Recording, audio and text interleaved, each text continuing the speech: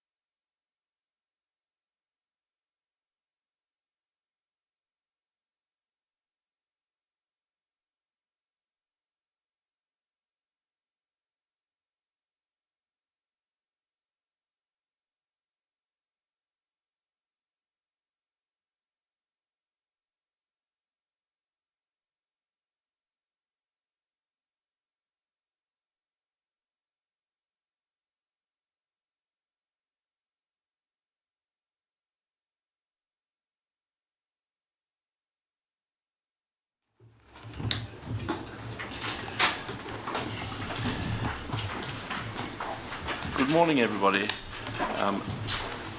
Today's proceedings are going to be broadcast after a 10-minute delay. Those with mobile devices may use them to report what they're hearing in the hearing room, but only after 10 minutes have elapsed since the event that they're reporting. They may not be used for photography or recording. May Baroness Lawrence be sworn, please. Do I need to stand up for this? That's fine. Let's take the Bible and repeat after me. I swear by Almighty God. I swear by Almighty God That the evidence I shall give. that the evidence that I shall give Shall be the truth. shall be the truth, the whole truth, and nothing but the truth. Thank you. Yes, Miss Hannibal. Thank you, sir. Good morning. Good morning. May you give your full name and title to the hearing, please? Baroness Doreen Lawrence of Clarendon. You provided a witness statement to this inquiry. It was dated the 27th of June 2025.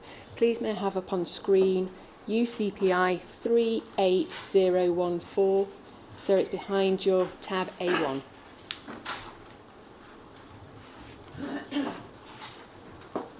On the first page, thank you. Do you recognise that as your statement? I can't see anything on my screen. Okay. Does it need to be switched on, the screen? Sorry, we have trouble with technology. Is your screen showing anything? Nothing. No, it's not. No.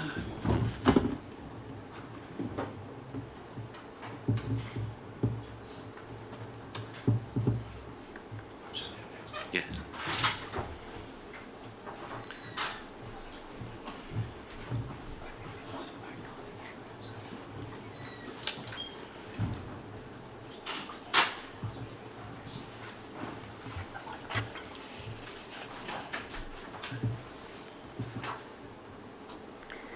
Could we also switch the microphone on as well if it's not already on? Perhaps move it a bit closer as well.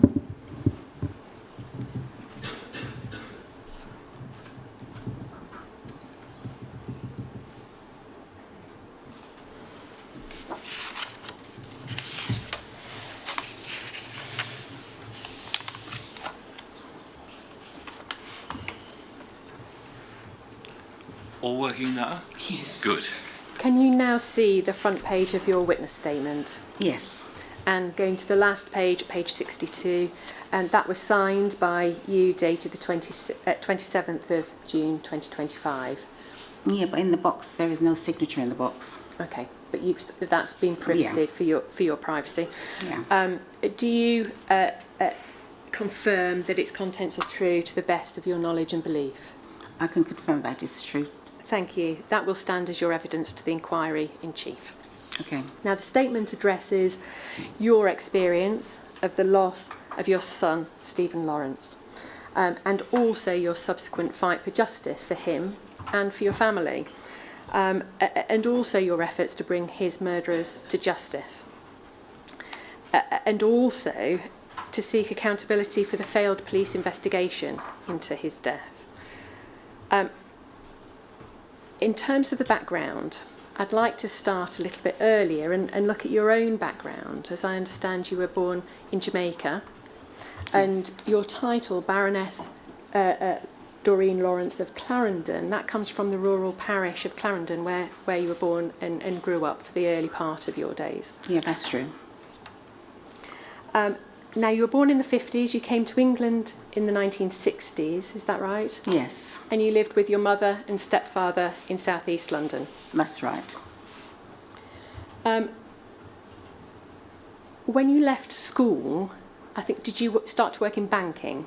Yes, I work for NatWest Bank. Okay, you were particularly good at maths, and that led you into that Yes. direction.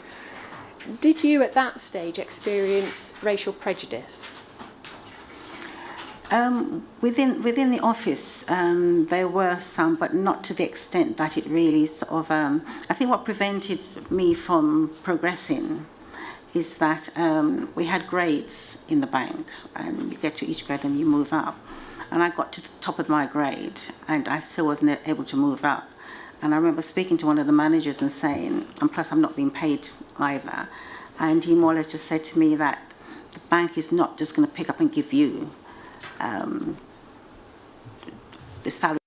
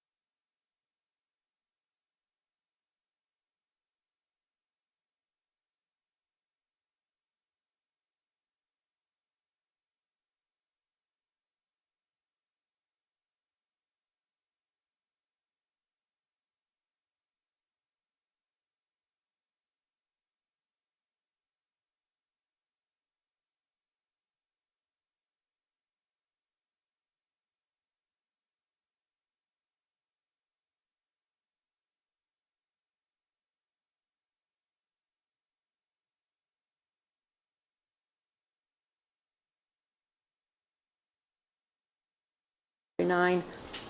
Through Lewis, I received some bits of information about Doreen Lawrence, which he had received from people like Suresh Grover, with whom Lewis was close.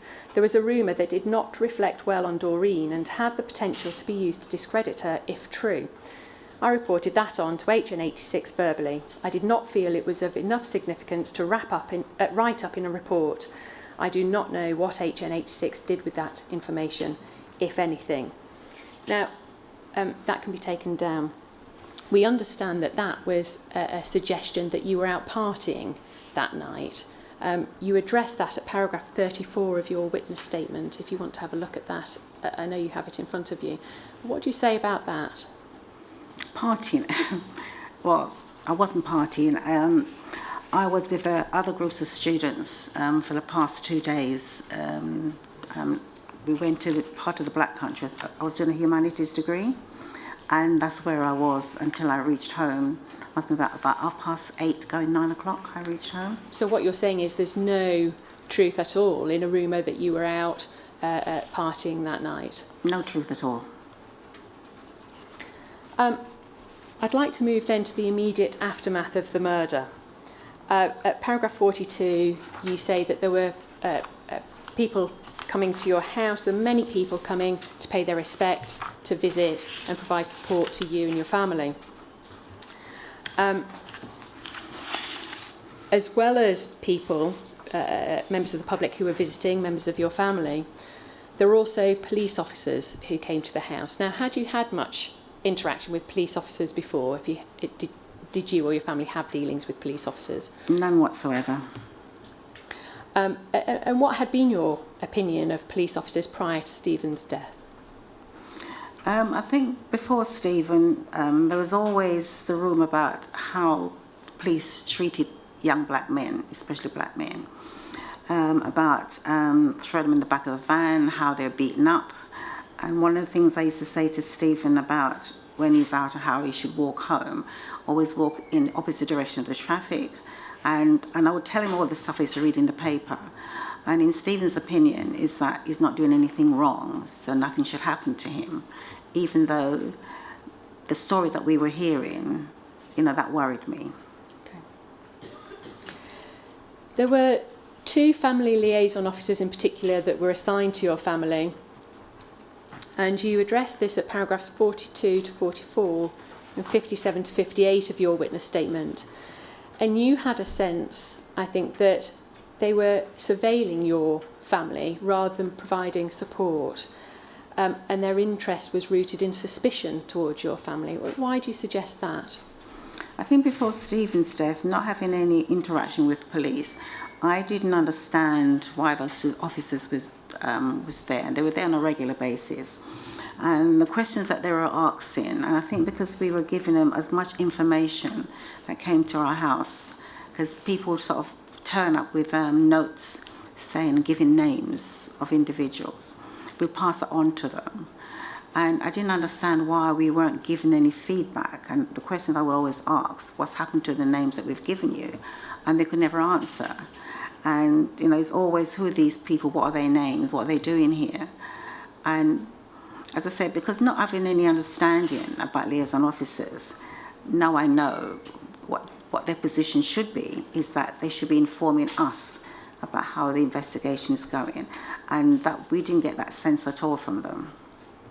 Can I have up on screen, please, UCPI 3258, page 13. This is a record of an interview by one of the FLOs, Linda Holden. So it's behind tab C14 in bundle 3.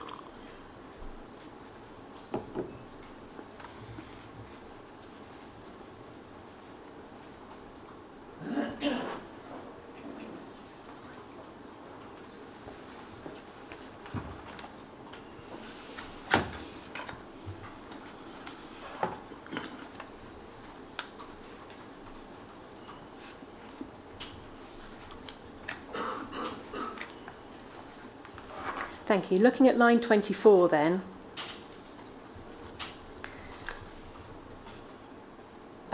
Sorry, if I can have up line 24 to to 33.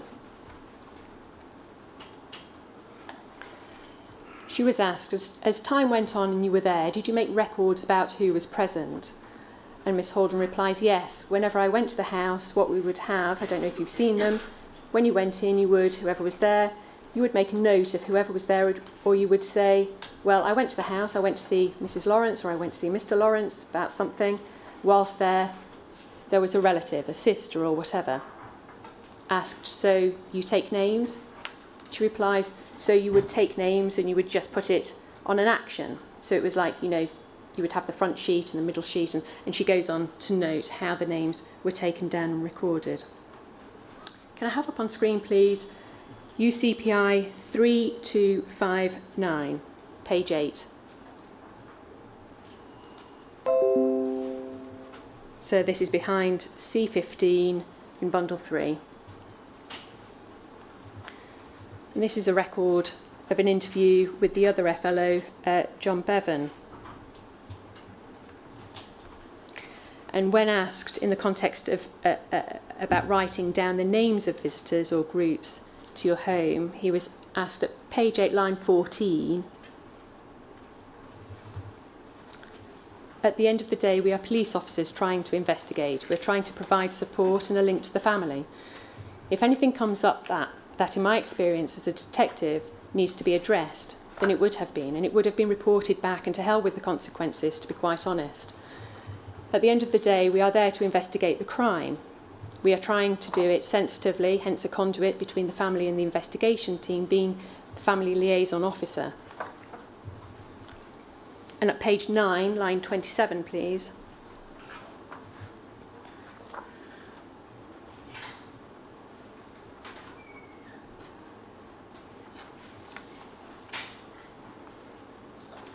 He was asked, did you at some time write down some of the details of who was there? And he replies, no, there was no need for me to do that. I didn't feel it relevant. I remember some of the bodies that were there, and they were heavily overtaken. I remember particularly 2 bodies, one being the ANC, which was the African National Congress, and the ARA, which was the Anti-Racist Alliance. And I remember they were there. Can we go over the page to page 10, please?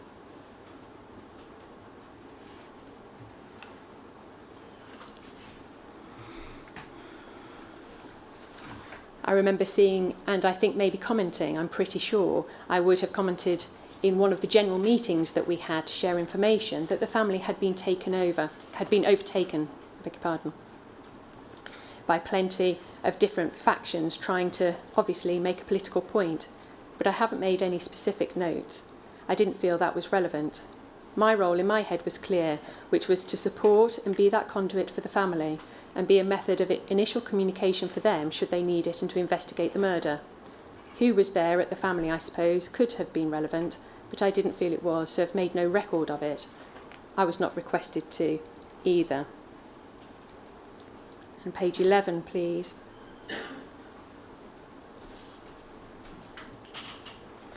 At the top, line 1, the first paragraph.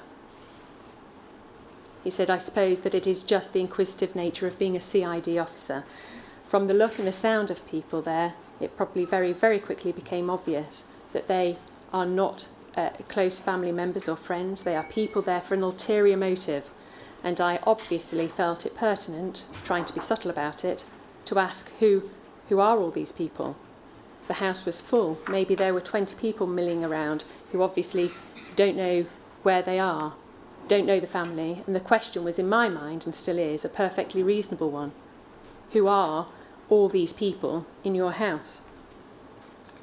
Thank you, that can be taken down.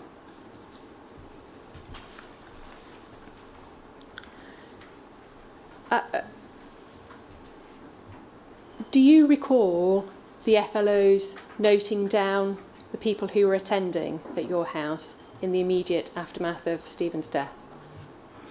I don't remember them physically writing anything down, but I do remember them asking the question, who are these people? And in one of the things that you brought up about the ANC, I don't remember anything about the ANC being in our house. The ARA, yes. I know about them. And okay, the majority of those people, I would have not have met them before, so I didn't know anything about them. And what do you say about this report that people were visiting you for an ulterior motive, and that it was information that was of interest to a murder investigation? I think the people who were visiting after Stephen's murder, they were there to show support. If they had any other political view, I would have no idea about that. But in my opinion, they were there just to support us. If it was suggested that the FLOs were just looking to build up a picture of Stephen, do you accept that? No, because they weren't asking about Stephen. They weren't asking questions about him as an individual, or even of us. Peter Francis says that he was given a list of names that had been derived from the FLOs who recorded the visitors attending your home, and that he was asked by his superior officer to establish whether any visitor who had political affiliations were known to the SDS and whether they may create a public order issue. Can we have up on screen, please, Peter Francis' witness statement, UCPI 36012, paragraph 243.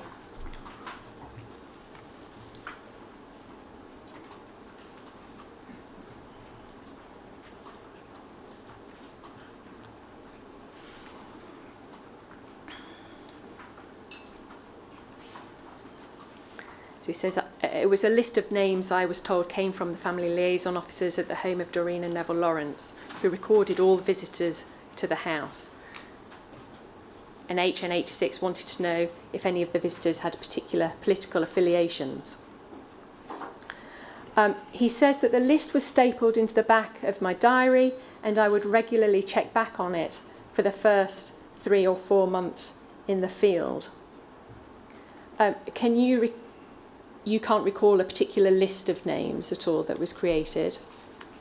Not by the FLOs, no.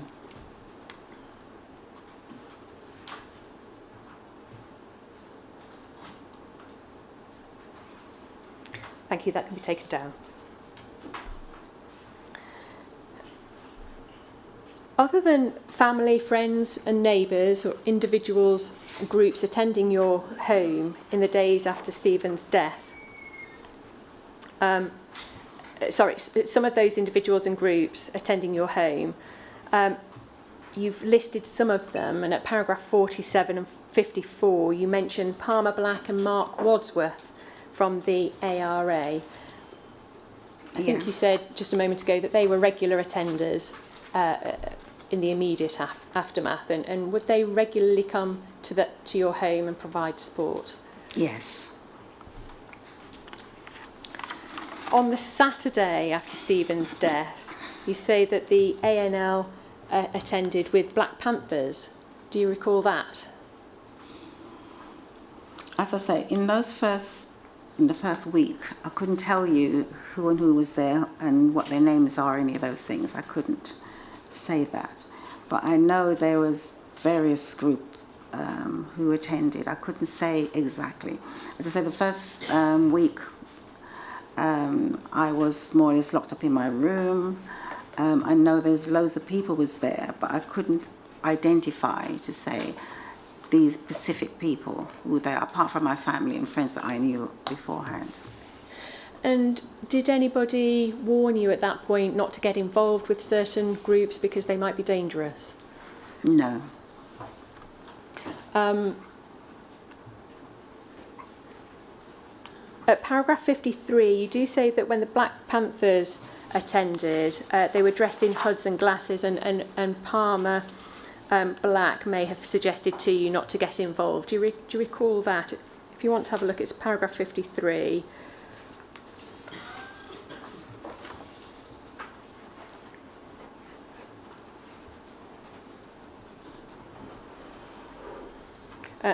You say you were a little frightened because of the hoods and dark glasses.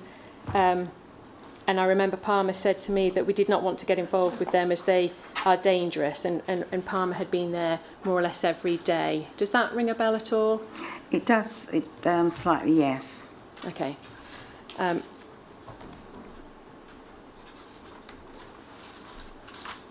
Did anybody else suggest that you shouldn't get involved with certain groups? Do you recall? No. Okay. And one of the people that is here today and has been with you throughout is Imran Khan, Casey. Do you remember him attending from the early days? Yes, he came to see us on the Sunday. You say that Imran Khan, Casey, it took a lot of effort to try and get answers for you, but he was often met with a wall of silence. Can you explain about that a little bit? I think for me, what I wanted to know is that because all the names were given and we passed them on either through Mr. Khan or through the FLO that came, I've always wanted to know, what's happened to those names? Were they looked into? So those are the questions I kept asking because, nobody's given me any answers at all. And also, in your statement at paragraph 65, you mentioned that the police were questioning Stephen's friends at his school. How did you come to know about that? Quite a few of his friends would come and visit, and that's how I knew about that. They would say that the police were questioning them. I would not have, and I would say like Stephen's close friend, as I see his close friend, would have been Elvin, who would have come and told me that. Was there a suggestion, or at least a perception, that because Stephen was a young black boy, he must have been involved in gangs? I think that's what we heard, because there was questions about why was he out and where was he coming from, what was he doing, and I presume during that time, for young black men, there's always this assumption, and one of the things that I was told when I kept asking questions is that we've never met a family like you before, and the assumption. Who was saying that? Police officers were saying that. They've never met anybody like us before. And the assumption is that, that my son must have been a criminal. And that was what they kept bringing up, because we're supposed to be so different. So what did you take that to mean about your family? That we must be criminals, and we had no engagement with police beforehand. And so that was quite disturbing, because automatically you're put into a category that as blacks you are criminals, and there's nothing about me, my background, or anything could ever give you that impression. But that's the impression that they draw about us. Now, on the 6th of May that year, you met Nelson Mandela. He was visiting London. And did he come to your home? No, we met him up in London. I'm not sure if it was his hotel. That's up in London that we met him. Okay. And what was the impact of his visit? His visit brought about the arrests of some of the individuals. Because I think before that, when we were giving information to the police, nothing had happened. And because he spoke out after our meeting to say that he knows that black lives are cheap in South Africa, he did not expect that here in this country. Those arrests of the suspects were made on the 7th of May, so the day after he arrived and spoke with you. Yes. And there was one further arrest on the 3rd of June. But the CPS dropped those charges on the 29th of July due to insufficient evidence to provide a realistic prospect of conviction. What impact did that have on you? We were quite devastated by that, because I think with all the information that we were passing on to the police, it goes to show that they did nothing with it. And so they weren't interested in investigating Stephen's murder, because had they been interested, they would have followed up all the information that we had given them, and people in the area was giving them. They took no notice of any of that. On the 8th of May, there was an anti-racist march held in Welling. We know that's the first Welling march. You weren't there, I don't think, were you? No. And you'd made it clear that you didn't want Stephen's name to be associated with violence, and you'd made that clear right from the very start, I think, hadn't you? Yes.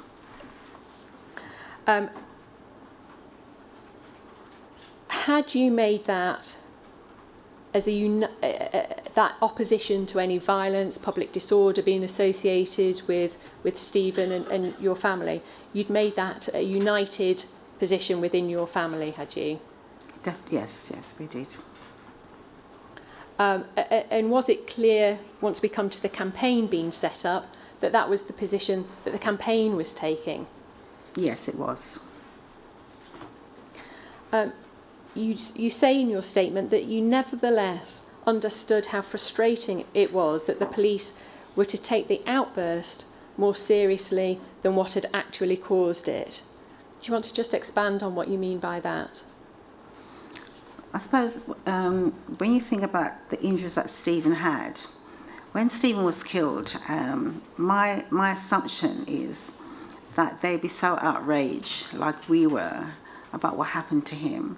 How, later on when I heard about, the stabbing and all, the main artery that was severed, I just thought that they would be so outraged that they would want to do whatever they could to bring Stephen's killers to justice.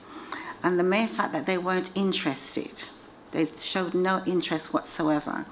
And if we wasn't keep speaking out and challenging what was happening, I think to this day, we would never have got any conviction whatsoever. Is there a sense from you then that your perception was the police were prioritising the wrong thing? That they tackled, if they tackled racist crime properly, they wouldn't then have to deal with the consequences of the attack afterwards and the demonstrations held by the public? I think if you look at, it doesn't matter who's victims, and that is what the police should be looking at. And to have a black and white thing within their mind of how they investigate crimes. Now, Steve was a young man, had no criminality about him. The fact that he was murdered in the way in which he was, I would have thought the police would be so outraged, not because he's look at race to start off with, but as a human being, to be so outraged that what they want to do is to make sure that they caught Stephen's killers, but they weren't. And then this is when they start thinking about the racism, because had Stephen been white, they would have looked at it completely different than how they looked at Stephen's murder. In terms of that Welling demonstration, the inquiry understands that Dwayne Brooks attended the march, which went past the BNP building. And Peter Francis's evidence about that is that he was then asked to identify Dwayne Brooks in hours of footage. Now, whether it was actually him that identified Mr. Brooks, or whether Mr. Brooks had already been identified by another uniformed officer, Mr. Brooks was prosecuted for violent disorder and criminal damage. And both those charges were later stayed of an abusive process. But what did you understand was the police involvement and the consequences for Stephen's case following that? At the time is where, rather than them, as I say, investigating Stephen's murder, they wanted to discredit Dwayne as to discredit him, and so anything that they could do, because if Dwayne was the witness, then he should be able to tell the police exactly what happened on the night. And so by singling him out in the way in which the way in which they did, is what they're trying to do is to discredit anything that he had to say. You set out in your witness statement that the Greenwich Action Committee Against Racist Attacks organised a candlelit vigil, and you heard that from Palmer. The family weren't consulted, but you say you weren't too concerned about that at the time. Did you at some point become concerned with other groups using Stephen's name in furtherance of their interests? Yes, we did, yes. I think because after a while you begin to realise that Stephen's death attracted quite a lot of people, and in a lot of ways positive, because they wanted to support the family and to get justice for Stephen. But then you begin to think, okay, what else is there? I know nothing about politics at the time to say that's what they were doing. I have no idea about that. But it just became quite clear to us that I wanted to make sure whatever it was happening was focusing on Stephen and Stephen only. You set up with Dr. Neville Lawrence and others the Stephen Lawrence Family Campaign. How did that campaign come about? I think it came about because where the police wasn't doing anything, and our voices just was on deaf ear. To us, the police wasn't looking into Stephen's death. They weren't questioning all the individuals that we were given to them.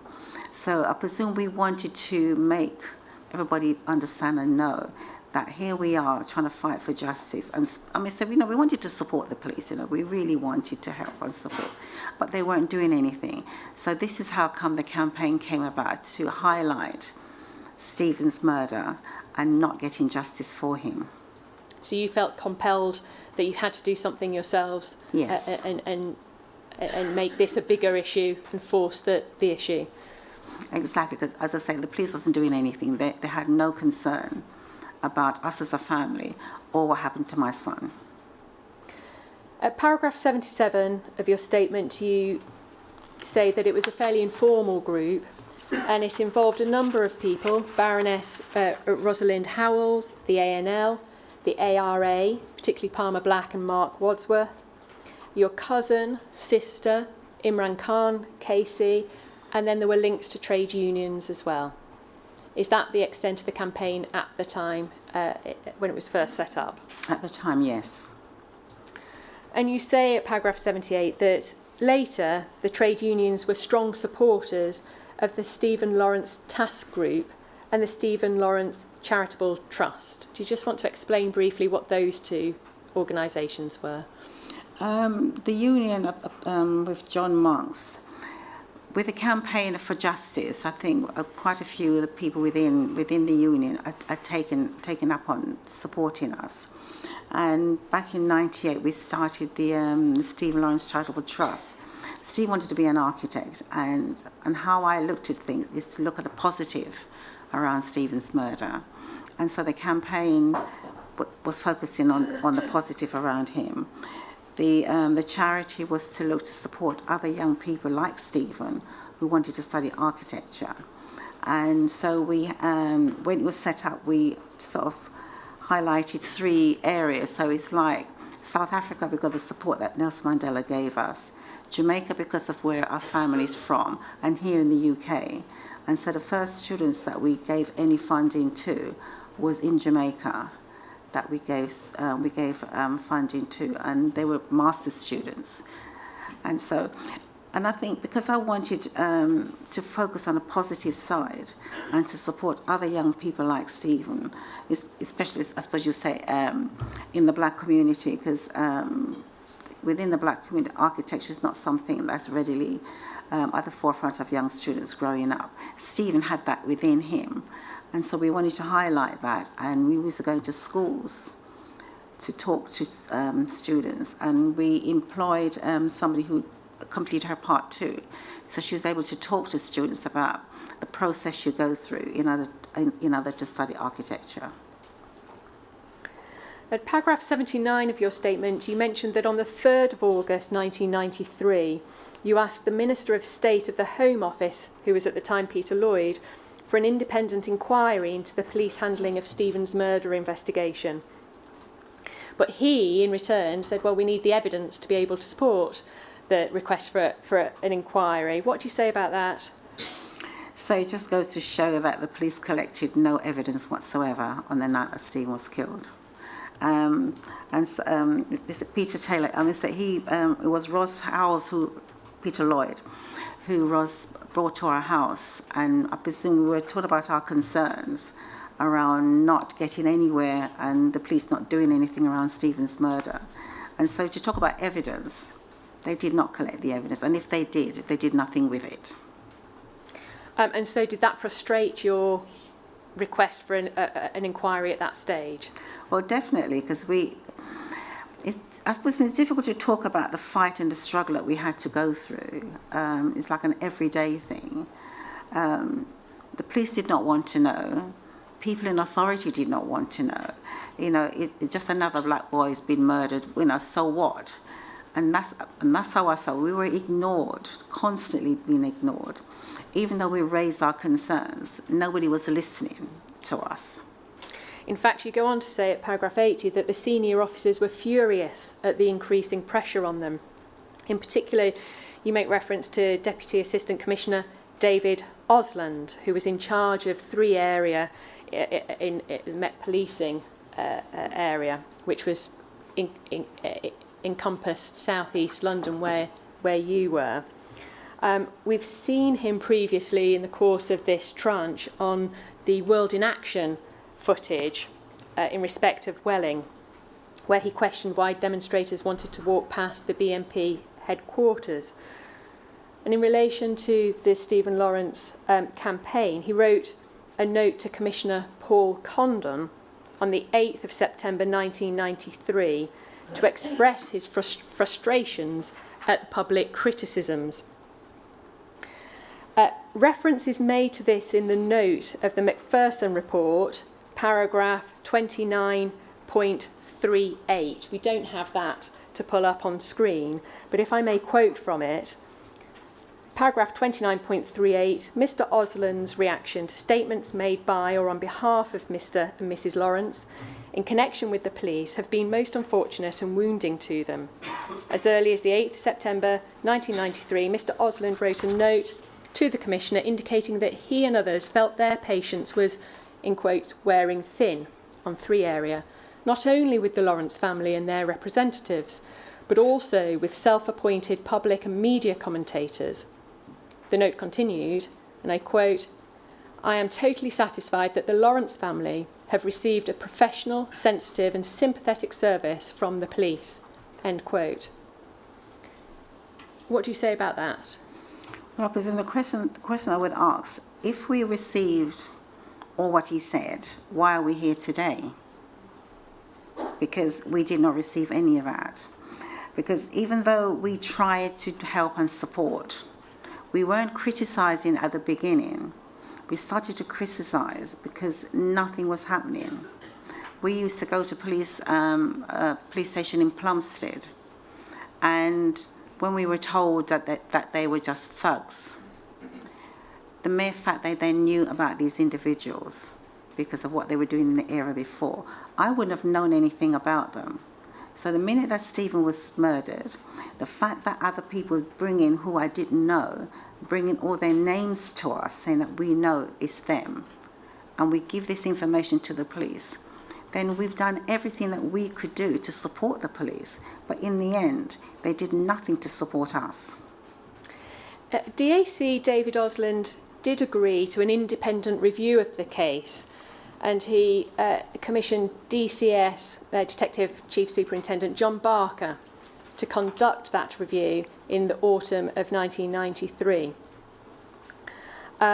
He was an officer of the Met Police, and in November 1993, the Barker review concluded, and I quote, "The investigation has progressed satisfactorily and all lines of inquiry were correctly pursued," end quote.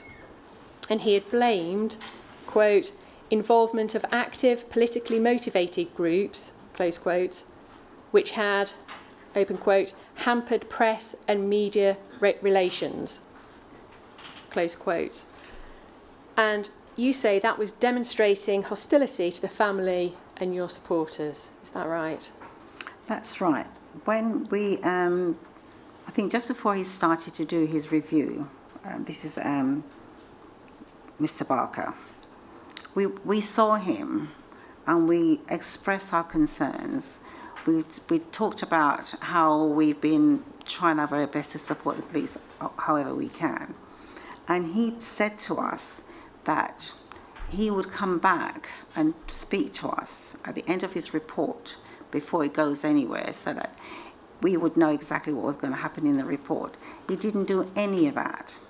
We didn't see the report. The only time we had a glimpse of the report was after the commissioner decided to set up or look into have another review, another investigation. I can't remember the police name. Was that the Kent Police? No, review? this is before the Kent Police. The Kent Police came after the after 97. So this is the 1995 review? Yes. So, and that officer, I felt, was a lot more honest and truthful to us. But before that, we had nothing, no truth, no honesty from the other police before him. So you didn't accept the conclusions drawn by the Barker review? We didn't even know about that. It was when this other investigation was set up, and we went to a meeting, and we were shown the document, but we couldn't read that at that time, and we weren't allowed to keep it. So I couldn't say what was in the report properly because we weren't allowed to read and digest it. We were only told that this has happened.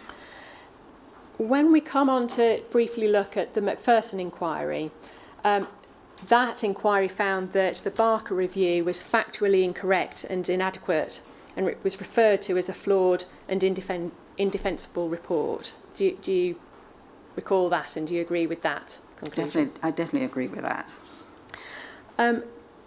You had various ongoing meetings with senior officers during the months that followed Stephen's murder, and during the course of those months, you say that tensions between the several big groups that had taken an interest in the campaign for justice heightened in the summer. So you had the SWP and ANL who wished for a demo in South East London, and you had the ARA and the Stephen Lawrence campaign who wished for a demonstration in central London. Is that right? Yes. Now, I think some of this played out while you were abroad burying Stephen. Yes.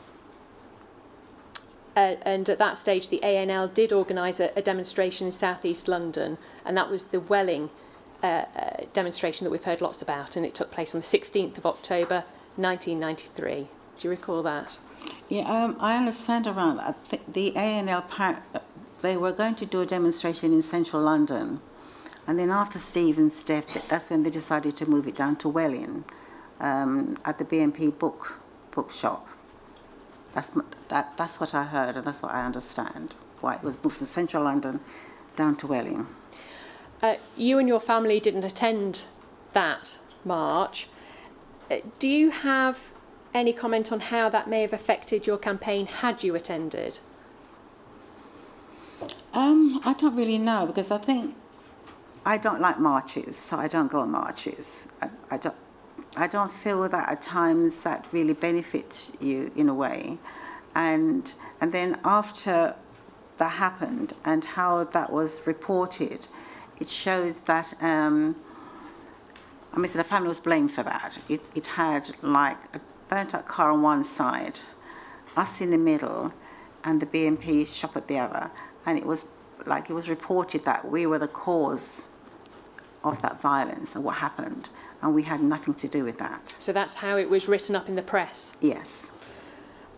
Were you as a family or as a campaign group ever forewarned that there was going to be a risk of violence or disorder at that Welling demonstration? No, because we had nothing to do with that. We weren't a part of it. We had nothing to do with it, so we didn't know anything about that. So you hadn't been told anything specific about the risk of disorder at Welling? No. It came about that you did send a letter to the ANL and the ARA asking them to stop using Stephen's name, and you didn't want, as you've already said, other agendas overshadowing your search for justice for Stephen. And can you recall when you sent that letter? Was it around this time? It would have been, I think, leading on from May going onwards. I felt that people wanted to use Stephen's name, and I disagreed with that, because what all that we wanted was the justice around him to make sure that individuals arrested, charged and put behind bars, and that was always been mine. So having what happened in Welling is not something that we would have supported. Though, would you agree there's some benefit to the groups that did support your campaign because it raised the profile, there was publicity around it, and that gave you, as a family, as a campaign, a voice to be able to make demands of the state?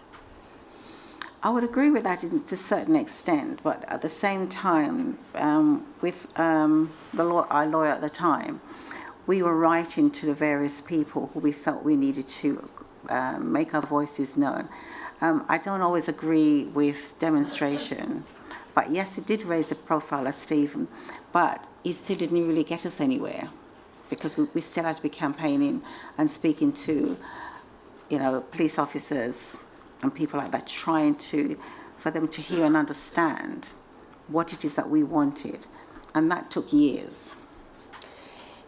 Is it right that you were very clear what you wanted to do? You obviously had one very clear objective, and you weren't going to be influenced by others. So you weren't going to be influenced and overrun by other campaign groups with different agendas? No, definitely not. And is it right that you were more than capable of organising and managing your own campaign? Yes. I want to address a couple of issues about racism. There's been an allegation made by Peter Francis against the Detective Chief Inspector who was in charge of the SDS when Stephen was killed. That's HN 86. And allegations against his boss, the Superintendent Robert Potter. If I can have up on screen, please, UCPI 36012, page 27. It's paragraph 158, please. Mr. Francis says that I witnessed much more overt racism from certain members of management. HN 86 would refer to the Black Justice campaigns using the term monkeys. He also described the Lawrence family campaign as being led by Imran Khan, quote, by the rings through their noses, end quote, being a reference to a racist stereotype I had also heard previously in the police service. The special branch attitude towards the Lawrence family was 100% racist.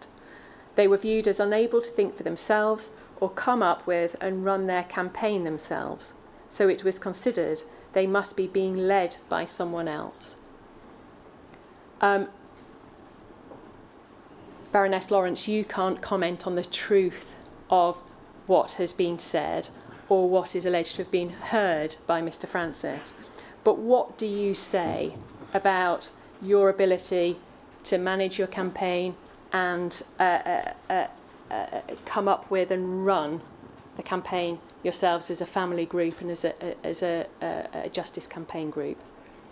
I think, like I've said before, whenever we met with police officers, they would say things like, "We've never met anybody like you before."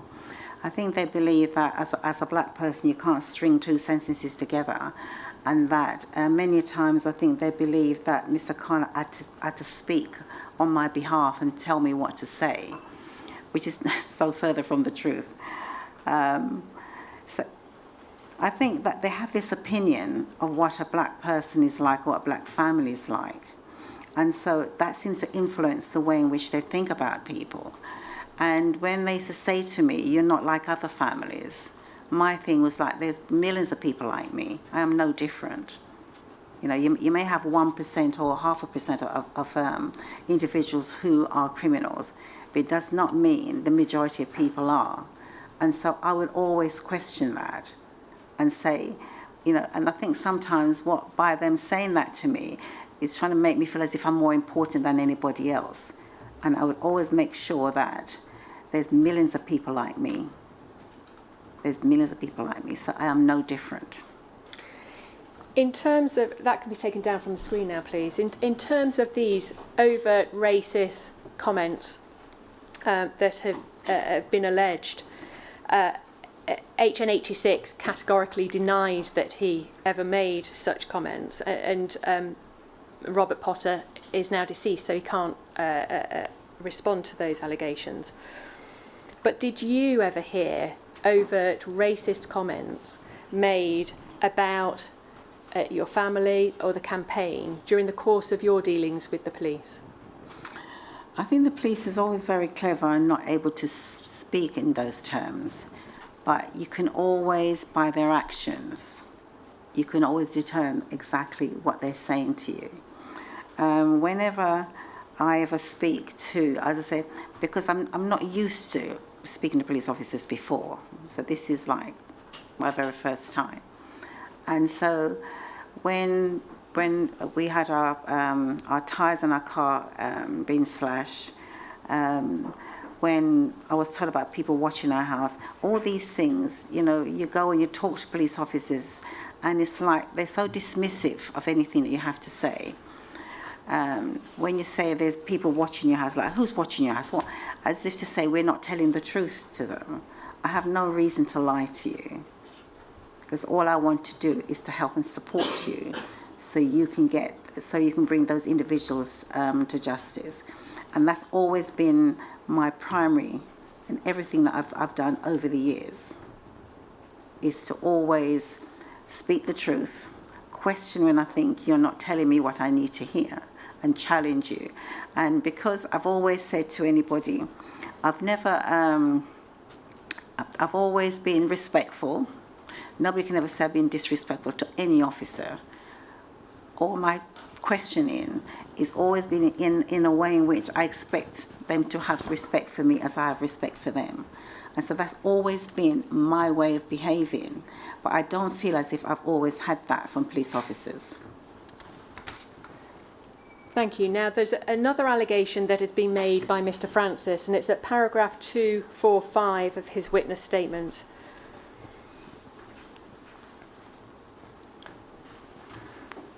Which is UCPI 36012.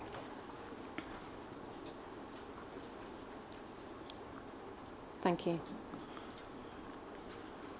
And this is the smearing allegation. Now, he's been clear in subsequent accounts that, to be clear, smearing is not lying. It's finding facts that can be used against someone.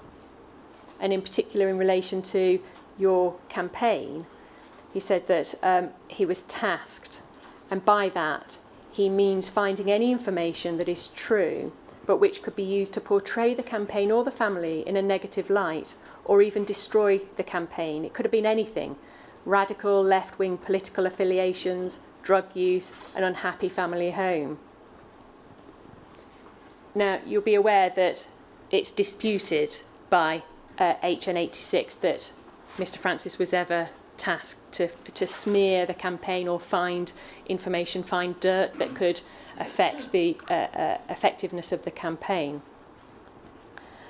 But if it was true, and if there was an undercover officer that was tasked to find some dirt on you that could be used against you, what do you say about that? What I would say, if they're able to put that amount of attention and resources into to discredit us as a family, if they put that amount of attention into seeking and to finding Stephen's murderer, we would not be sitting here today. Do you believe that there are some sections of the community that, if this allegation were true, would be more likely to be the subject of such treatment than others? Could you repeat that again, please?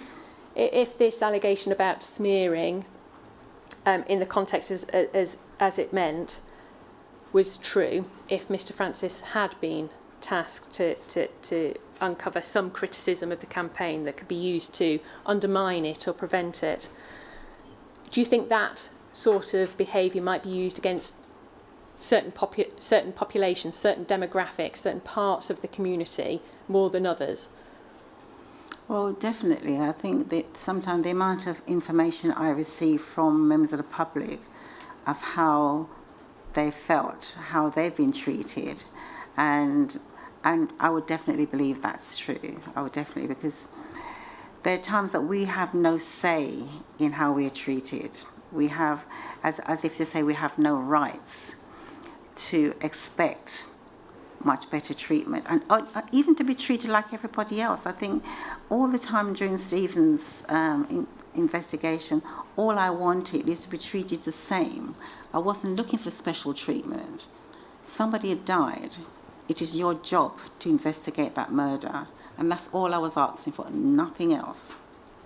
And so to spend their time looking to smear and to find things to destroy us as a family, as I say, it's hard to believe that people go to that extreme.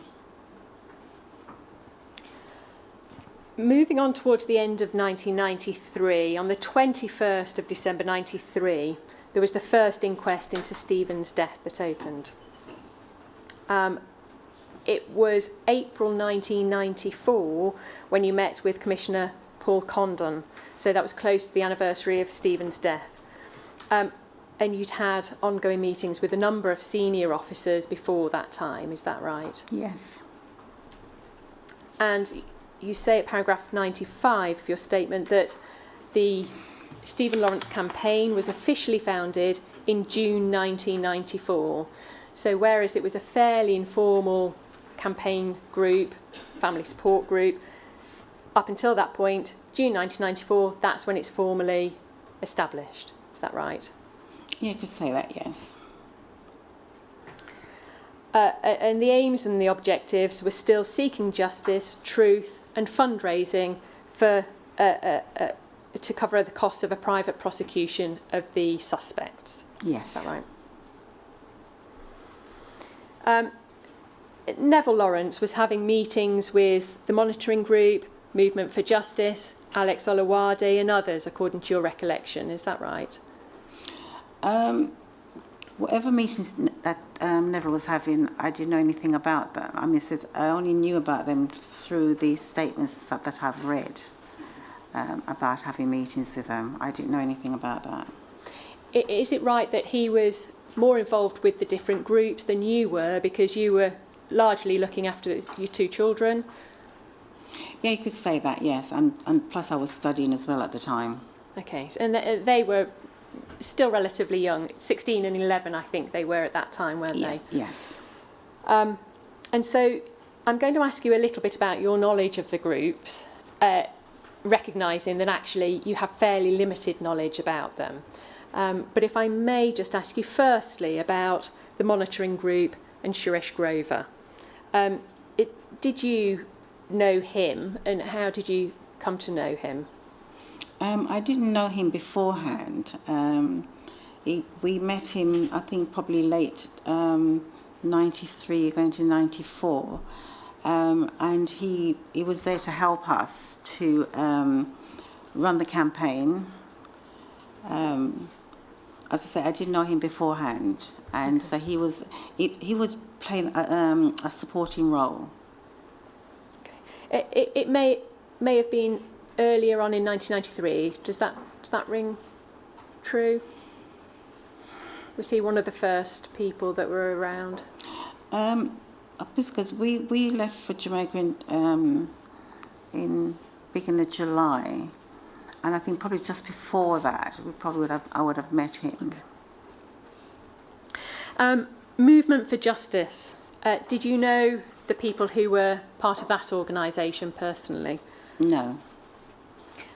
Did you know about the group itself? Not beforehand, no. Okay. Did you ever meet with Alex Olawade, Karen Doyle, Lewis, Tony Gard? Do you remember these people? I think I probably have met them at some meeting, but not really. I didn't really know them. Did you understand the objectives of their organisation, which was a wider anti-racist campaign? No, I think the only thing I knew is later on, since I've been reading since the inquiry, was reading things about them. I didn't really know anything about them.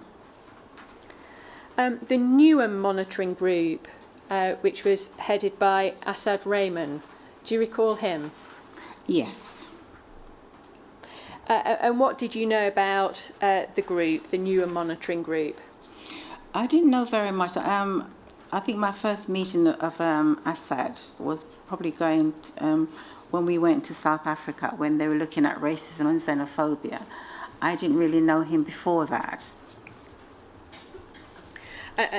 That meeting was in 2001, is that right? Yes. When you went to an international conference in South Africa. Yes. The Nation of Islam, do you remember that group? Yes. And had they had a relationship with the Stephen Lawrence campaign or the wider support group from a relatively early stage? No, I think I'm trying to think when I really knew about them. I think I've always heard about them, but never met them before.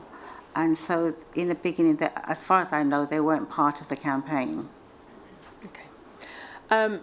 Specifically, I think you became very aware of them when they were at Hannibal House, where the Stephen Lawrence inquiry was being held. Yes. And we'll come to that in a bit more detail on that day that the suspects attended.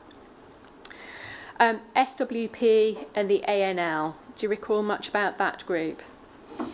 I knew about the ANL, the SWP, I'm not certain about them. You say in your statement that you understand they were actively participating in certain campaigns, certain campaign-related activities, as well as attending some of the campaign meetings and engaged with other organisations and groups sharing the interests in the campaign. Is that about the extent of your knowledge of them? Yes. Finally, then, the ARA. We've heard Palmer Black and Mark Wadsworth were attending at your home fairly early on and were there to offer support. Is there anything else you want to tell us about that? I suppose for Mark, I knew nothing about Palmer Black beforehand. Mark Wadsworth, I would have known about him because he was a journalist, so he would be doing, I don't know, the local news. I used to see him on the TV. But before, I didn't know him personally. Okay. And is it right to say that very much the support was coming to you and your family? You weren't going to support other campaigns or other things that these groups were associated with? No, they were coming to support our campaign. And did any of these groups or individuals manipulate you, lead you into campaigning in a way that you didn't want to, or? No. And did they influence the decisions concerning your campaign for justice? No. So it may be an appropriate time to break there, because I'm going to move on now to the UCOs after the break. Of course. Take as long as you need to have a break, and we'll resume when you're ready. Okay, thank you. Okay. All right.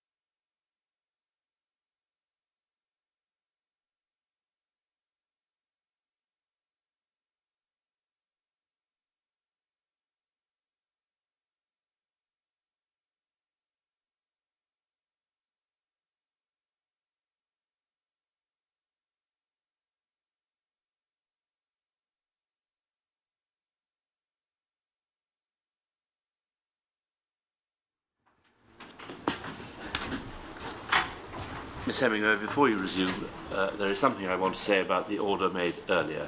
The order made earlier prohibiting reporting or disclosure of anything occurring in the hearing between 10:58 and 11 was intended to cover the identity of an individual named during that time, provided that that individual is not named in anything reported, then anyone may freely report what occurred between those times.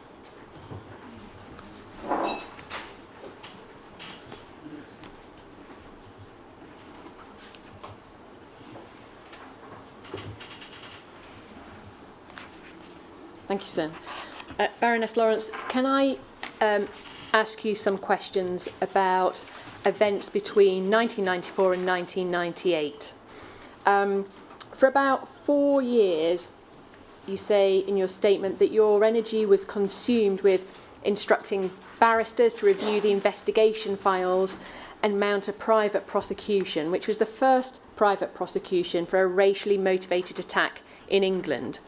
And for that, you had to secure further forensic evidence. Is that right? Yes. On the second anniversary of Stephen's death, on the 22nd of April 1995, a judge issued summonses and warrants to arrest the named suspects. And throughout this time, you were still working part-time as a domestic violence advisor and later a financial advisor up until about 2001. Yes. And that was whilst raising a family as well.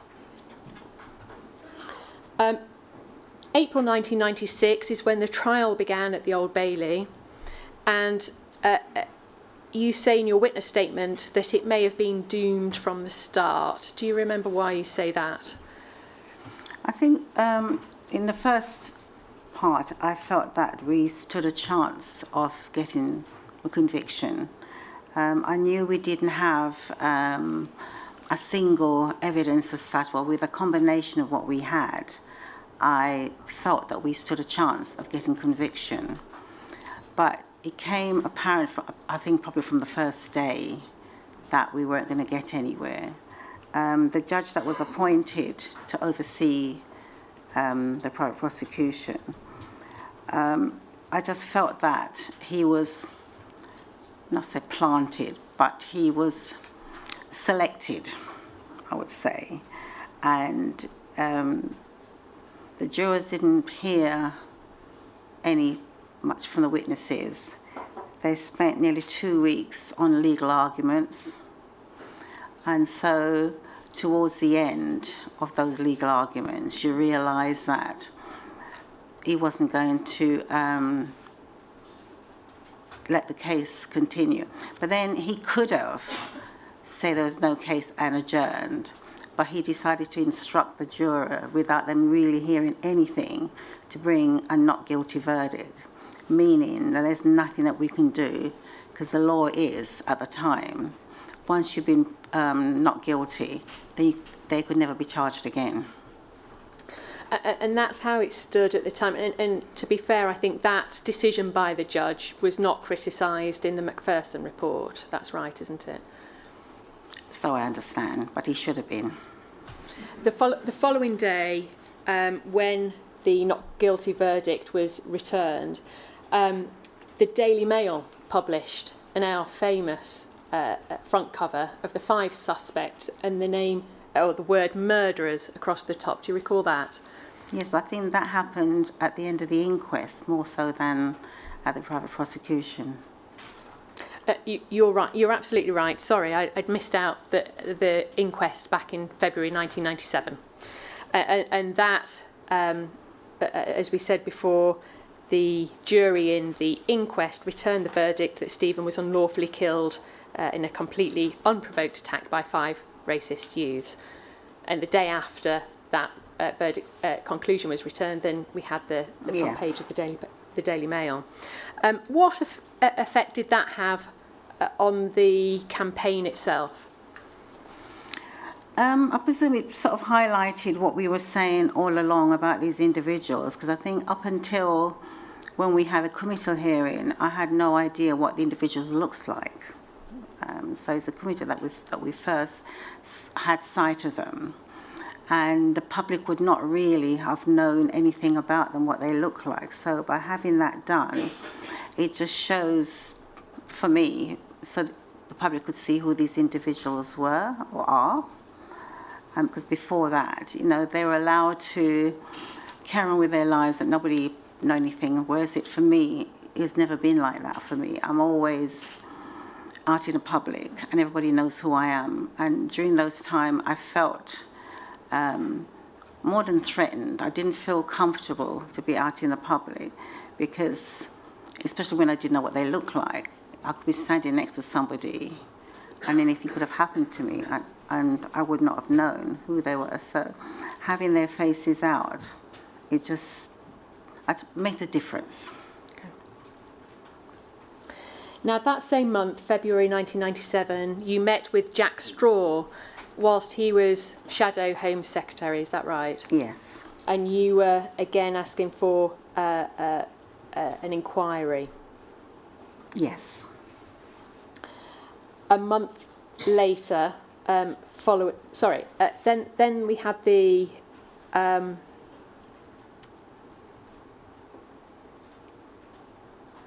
General election. The general election, and following that, yeah, thank you.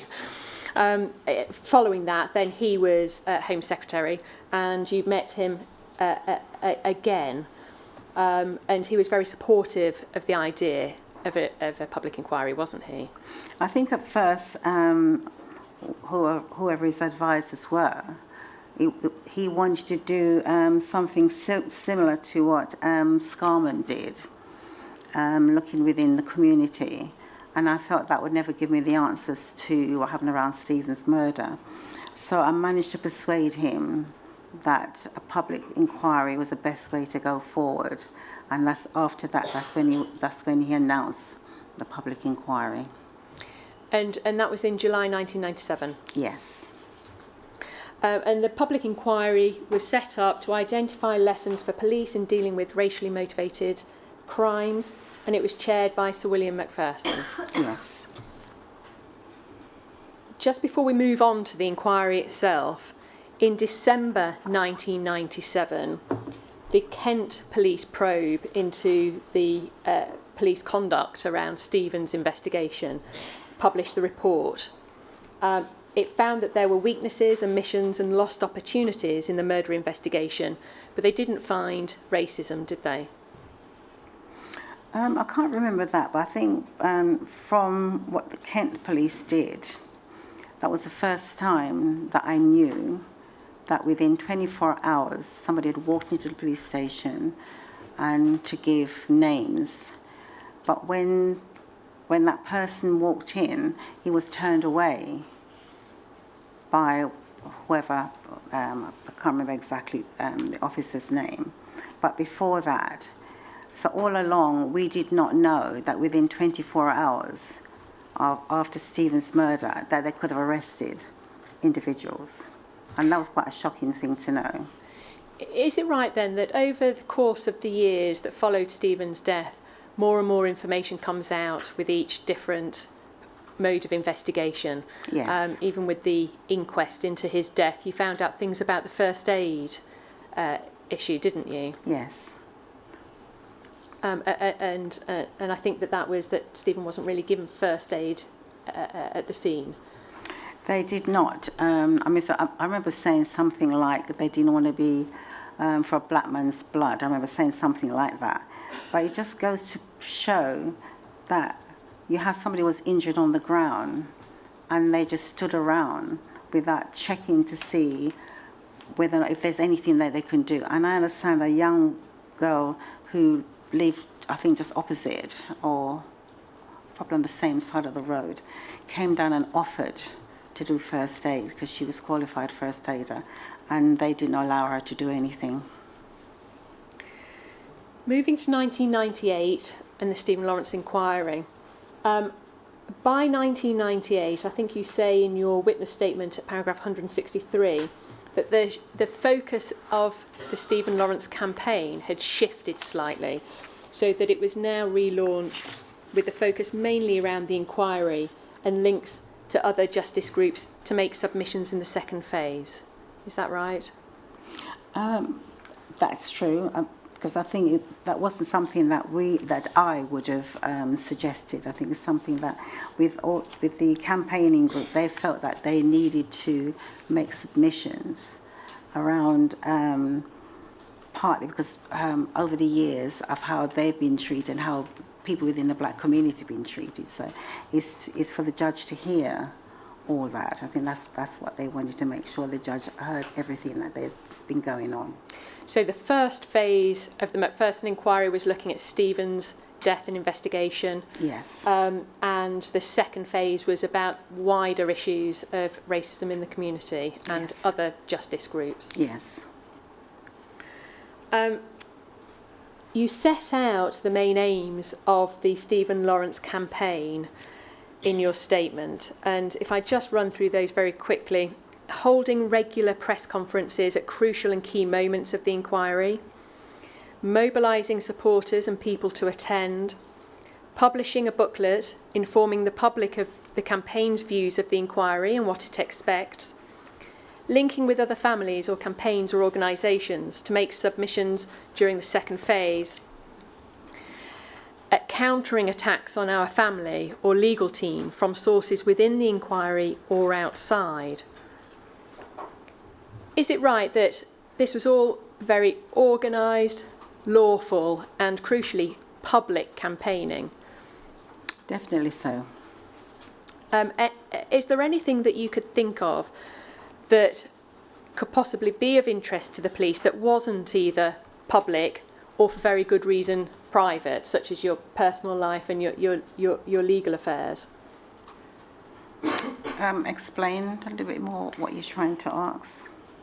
It appears from what you say in your statement that the campaign was very public. It was about informing people, informing the public, informing supporters about what was going on, what you were wanting as part of the Stephen Lawrence campaign and what you intended to do about that.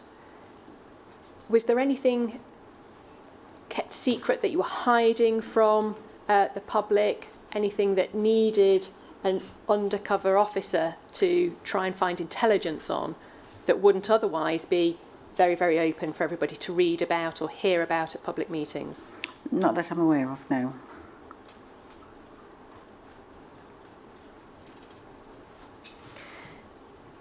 Would it be fair to say that the Stephen Lawrence campaign was relatively small and limited to the people close to you and your family, whereas the Lawrence family support group that we see mentioned in some of the reports was a wider support group, a wider collaboration between different organisations? You could say that. I think because the campaign that I wanted to run was specifically focused on Stephen. I wanted to understand what's happened around why it had taken us so long to get any justice, understanding what motivation the police would have had for not investigating Stephen's murder as they should. And for me, it's always to make sure it's seeking justice for him. Did you have much involvement personally with the Lawrence family support group? Not much, no.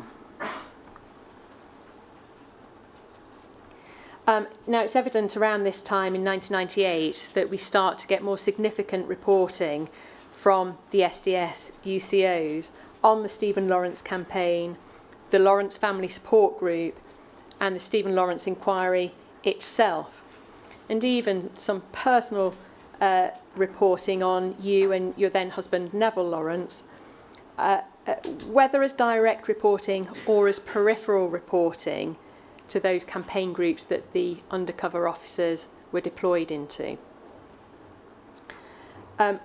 Predominantly, I think you're aware that reports come from HN81, who is known in his cover identity as David Hagan. Now, did you know him at the time? No. You've seen a photograph of him as he looked back in those days in his cover identity. Did you recognise him in that photograph at all? No.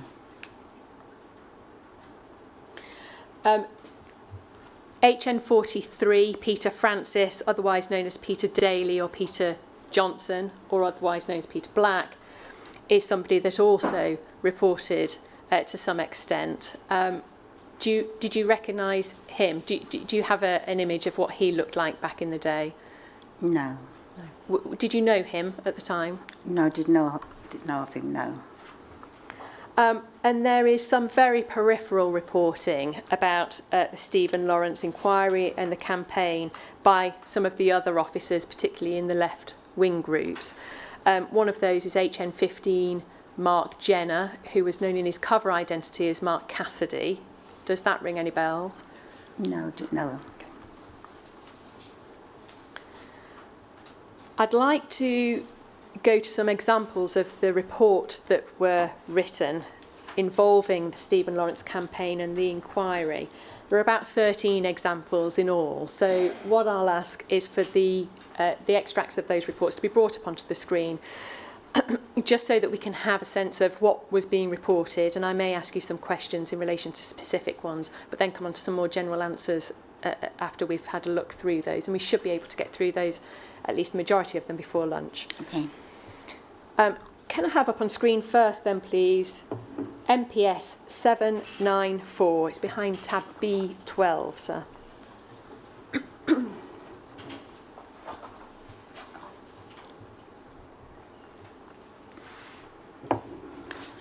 This is an This is an intelligence report by Touchy Subject. That was the code name for Mark Jenner. And he was deployed into the anti-fascist action, the AFA. The date of the report is the 23rd of January 1998.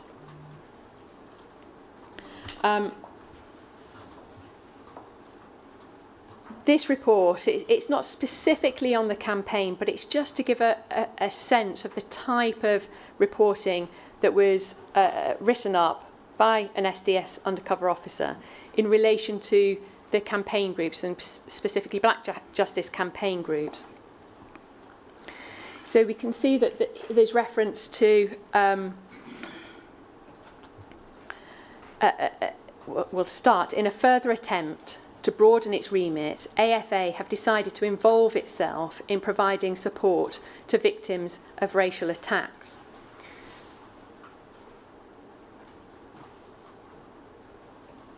The architect of this idea is Harold, who seeks AFA's role in a similar light to that of Red Action, i.e. to broaden its base and then influence the naive from within. This reference to influencing the naive from within, you've made it very clear in your evidence that you weren't naive, you weren't going to be influenced, you knew exactly what your campaign was about, and you had the capacity and the wherewithal to make sure that you were able to progress that without the influence of outside groups. And so what do you say about the reference to naive people within the campaign groups that were going to be influenced by the AFA on the face of this document? I think people can have their own opinion about certain things, but I certainly was not naive. Naive about certain things and how I expected how Stephen's investigation should have gone. Yes, I was naive about that. But for these other campaign groups, no, because they weren't, I would say they were probably on the outside. They weren't as within the family. Because there's, like Kakara, I've heard about them. I've never had anything to do with them before. And yes, I know they were there to support the family, like these other groups. So, you know, that's their opinion about who's naive and who's not naive. The third paragraph says that AFA have a history of attempting to involve themselves in this sensitive area. In the early 90s, they joined an uneasy relationship with privacy at, you've just mentioned them, GACARA, the Greenwich Action Committee Against Racial Attacks, and also had close connections with the family of Stephen Lawrence before losing out in the left-wing scramble for recruitment amongst victim families. Did you ever have the sense that you were another family to be targeted and recruited into certain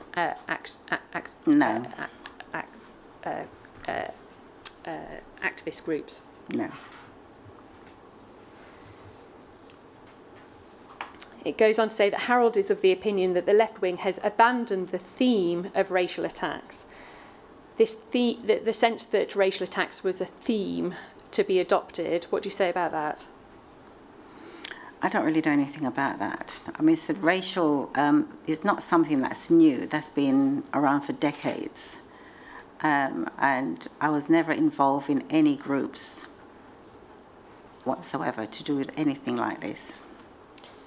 It is planned that Harold and Privacy will meet up with the Lawrence family and other families who have suffered racial abuse with the idea of recruiting them into a broad liberal umbrella organisation with the legitimate aim of promoting public awareness of racial attacks. And this scheme will be endorsed by an intellectual. 2 names were floated, John Snow and another. The intellectual angle is being delegated to Privacy of Southampton Red Action, who is studying for a doctorate at Southampton University. This group will be open to both individuals and organisations in the hope that it will give the impression of liberal respectability. Did you feel that your campaign needed a front of respectability? No. It's like, who's Harold anyway? I have no idea who that is. You know, I know John Snow, he's a journalist, but no. We can add that to your cipher list later and let you know the name under there.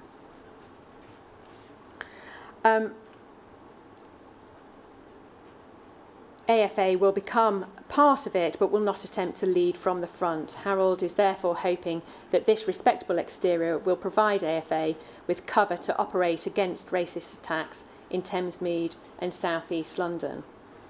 The source comment at the bottom is that although an elaborate scheme, Harold is working hard to achieve this new operating base, and it is consistent with AFA IWCA aims of a drive against racist attacks, and this initiative will be launched around Easter time. So this sense that there were organisations that were trying to prevent racist attacks, but were reported in a way as if it was a bit of a theme, an initiative, just something to jump on a bandwagon. What do you say about that? Probably it could be, but it's not something that I was aware of. Moving on then to a report of the 19th of May 98, MPS 1089 behind tab B13, please.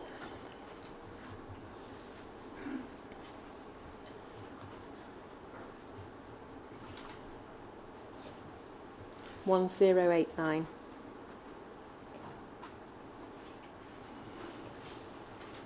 This is a report from Windmill Tilter, which is HN81 David Hagan, concerning the Movement for Justice's public meeting on the 14th of May 1998. Paragraph 5, please.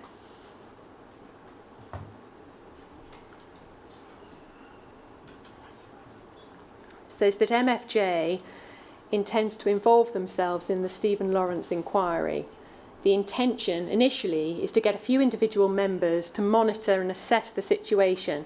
From this, they hope to build relations with the family of Stephen Lawrence and other protest groups.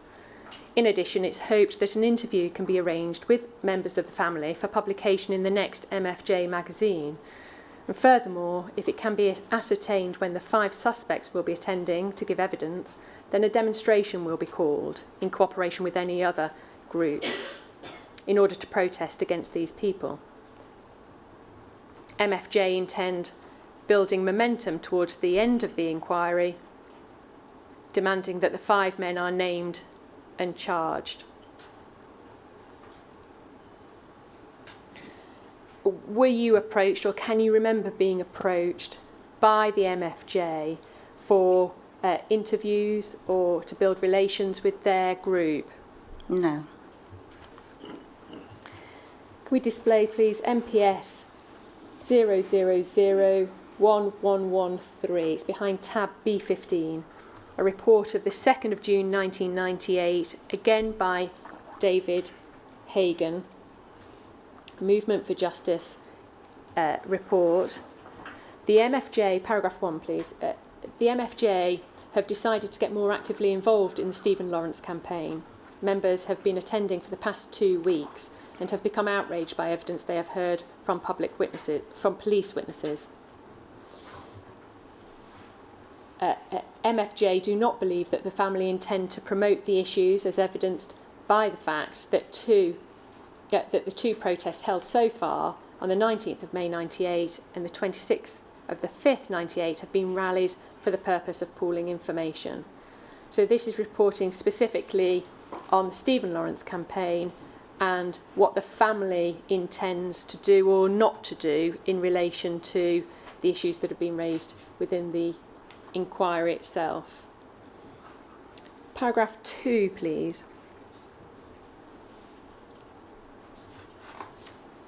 We can see here that the date on which the 5 murderers would be attending the inquiry is named, and the MFJ intend to mobilise as many people as possible on the 2nd of June 98 rally and attempt to take it over and turn it into a proper demonstration with the intention of attracting media coverage for the week commencing the 8th of May 1998.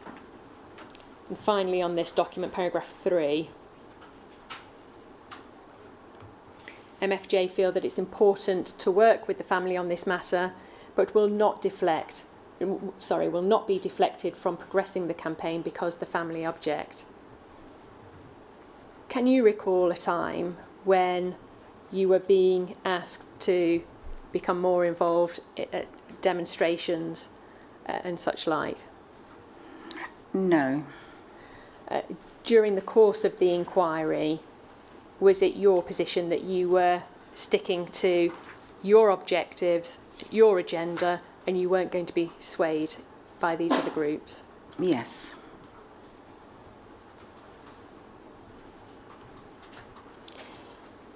Did you, as a family, have a sense that there was going to be any kind of disorder when the 5 suspects turned up to give their evidence at the inquiry? No. Display please MPS 0721970. It's behind tab B17.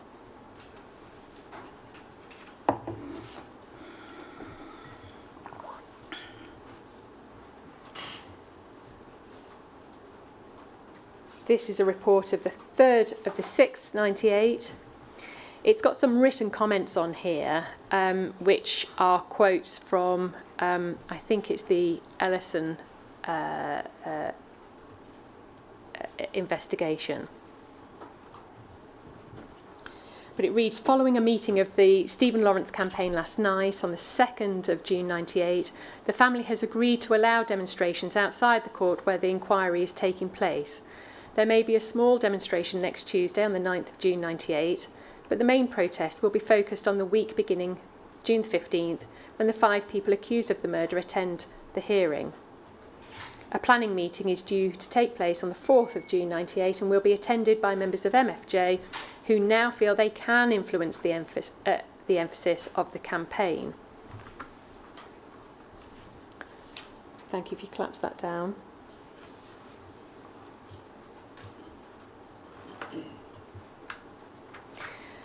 The note here, which is a note of what 81 said, it was MFJ's intention to openly or covertly influence the campaign. It was a high-profile opportunity to attack the state. Any campaign was seen as an opportunity to take such action. Did you have the sense that your campaign was being used as a bit of a springboard for other campaigning agendas?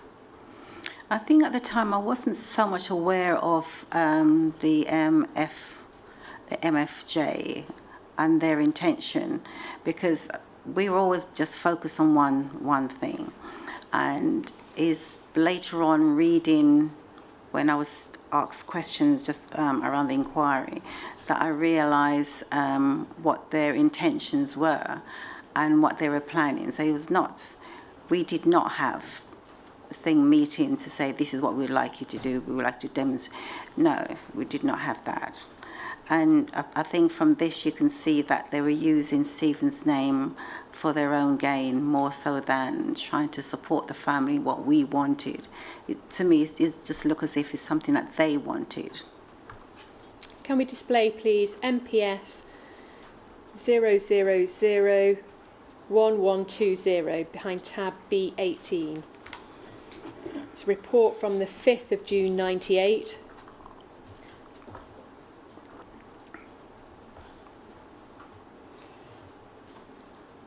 And it's to do with a rally at the Stephen Lawrence inquiry on Tuesday the 2nd of June. At the rally, the spokesman for the family campaign, Suresh, and that's Suresh Grover, who we heard from yesterday, stated that he had been informed that the 5 suspects would be appearing during the week of the 15th of June. He stated that a demonstration would be planned for that time.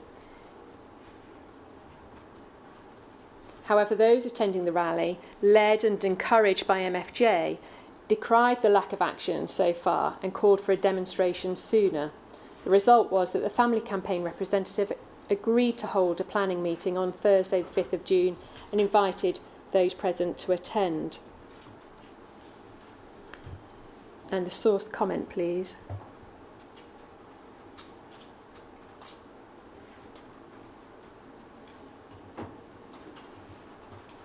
At the bottom, the MFJ were pleased with their success at the Tuesday rally and are still intent on working with the Lawrence family campaign rather than attempting to take it over.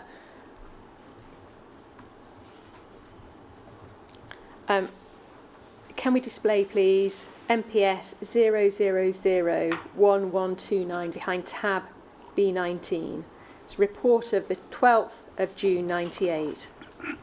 This is now the Lawrence Family Support Group.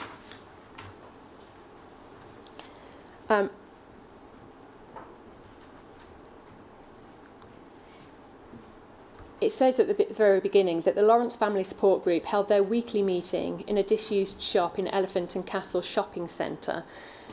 Did you used to attend those meetings? I probably did, but I just can't remember. Approximately 40 people attended, and the meeting discussed what to do when the 5 accused white youths attend the inquiry. The support group, acting on behalf of the family, are in close liaison with the inquiry administration itself. Were you aware that the support group was in liaison with the inquiry administration, that they were informing them as to what was happening, about numbers attending, for instance, or what demonstrations or protests were going to be at the building where the inquiry was being held? No, I don't remember about that.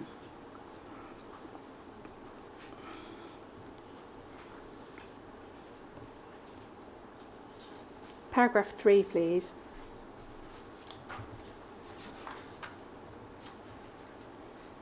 It does say that the mood amongst those attending the meeting was hostile and rowdy, especially amongst a number of the women. Several members of the audience stated that they would not allow themselves to be searched and that they would not accept any police presence whatsoever. Grover was asked to report these facts back to the inquiry. There's a sense here, isn't there, that people are wanting their frustrations and their intent to be known by the inquiry administration staff. This isn't a planning meeting that is being done in secret in order to surprise the administration or surprise the people who are attending the inquiry. Would you accept that? Yeah, I would. And I think as people were very angry around Stephen's murder and other murders that's taken place. So I can understand, and the fact that they were doing the right thing by letting the inquiry know about it. So they were being respectful to the inquiry, I would have thought.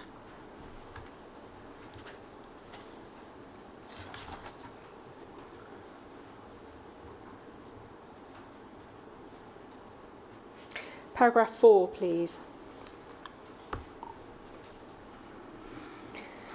The plan for the day is to hold a demonstration outside at the commencement and keep this continually manned, as well as keeping a full presence inside the inquiry.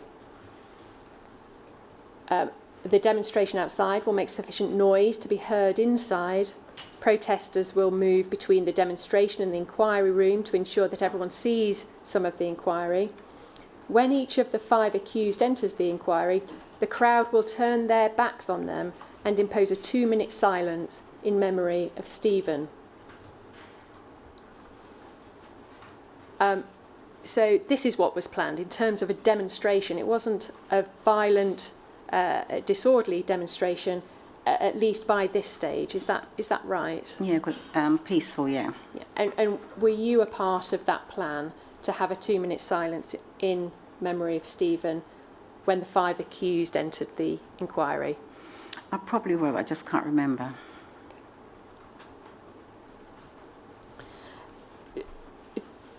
The last paragraph, please,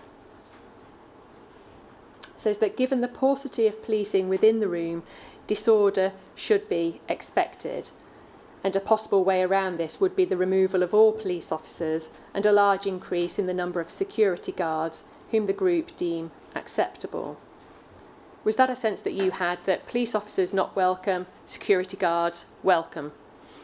I think what they were probably trying to do is to make sure that they had enough members of the public to be in the inquiry room, and I presume it was limited to members of the public being there, and I think that's where the disagreement and the stuff that fall out from that, because they weren't allowed to be in the room when the 5 arrived. And I think there's some reference in this report at least to a monitor being set up in a room in the shopping centre nearby. Is that right? Yes. So to what extent were you expecting others to cause disorder when the 5 suspects attended? No, I was not expecting that, no. Can we display, please, MPS 0001134 behind tab B19?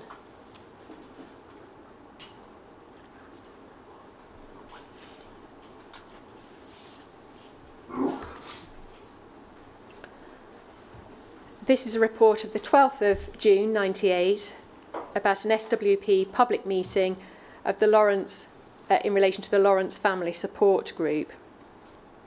It's the North London meeting. About 200 people attended the public meeting, and it was noted here that the audience predominantly were young and black, with twice as many females as males. Does that reflect the type of people who were the surrounding support group at the inquiry? I can't say, because I think if this has been held in Tottenham Green Centre, I was not there, and yes, I think mothers and young women would be more demonstrating about what happened to Stephen, and I think there are times that their voices are not heard, so I could understand why there were more women and young people there.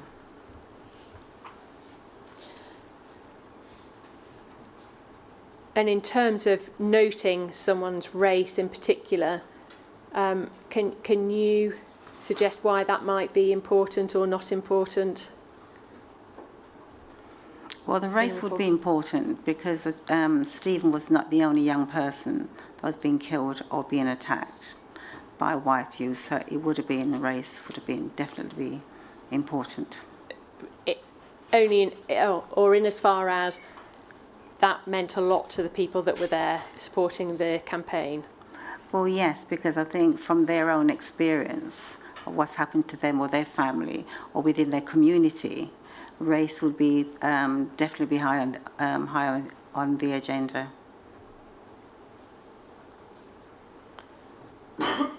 Paragraph 2, please.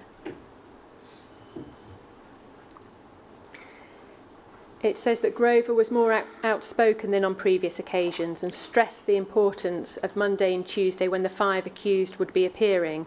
He was particularly angry over the treatment of Stephen Lawrence's mother, who had been searched that day prior to going to the inquiry. He argued that the police's incompetence was an attempt to cover up their systematic, racism and corruption. And he cited a number of examples from the inquiry proving his point. It is noted further down, penultimate paragraph, that Wayman Bennett took up the mood and delivered a fiery, rabble-rousing speech. He totally denounced the inquiry and the police. This sense that there is rabble-rousing speeches going on, did you have a sense of that, and did that affect the way that the inquiry was managed or handled, as far as you were aware? I was not aware of rabble-rousing speeches at the inquiry. I know that people was upset and angry since Stephen's murder and how it's been conducted. So I think the mood of people, I'm not saying that it's justified, but you can understand the reason why. What about the language that's used to describe a speech? Well, as I say, people are angry and upset, and I think if you're in a position, as what we are, as the black community feels, that we're never being listened to, not being respected, and there are times that arise where you can speak out, and you don't always have the opportunity to do that, and so for them to be frustrated by how things have been conducted, I can understand that, but I would never encourage anyone to use and that for turning to violence or disorder. I would never allow think that's the right way to go. Page 2 of this document, at the very end,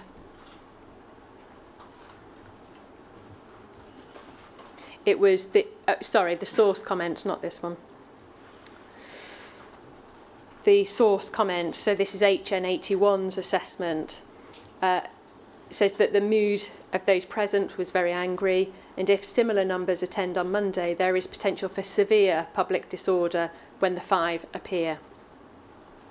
Had you been told as the family that there's a chance that there's going to be severe public disorder? I think your evidence was that you hadn't any sense of that at all. No. Prior to, or even on the day when the 5 attended at the inquiry? No. Moving to MPS 0001134, please. Oh, sorry, that's what we've just been on. 0001145 behind tab B21. This is a report of the 23rd of the 6th, 98.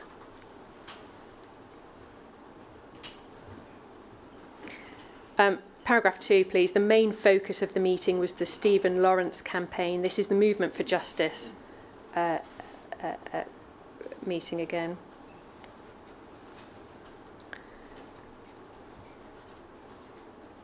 It says in the last sentence here that MFJ have lost faith in Suresh and the family campaign to progress the issue, and see the 28th as a golden opportunity to demonstrate the effectiveness of MFJ and assist in raising its profile.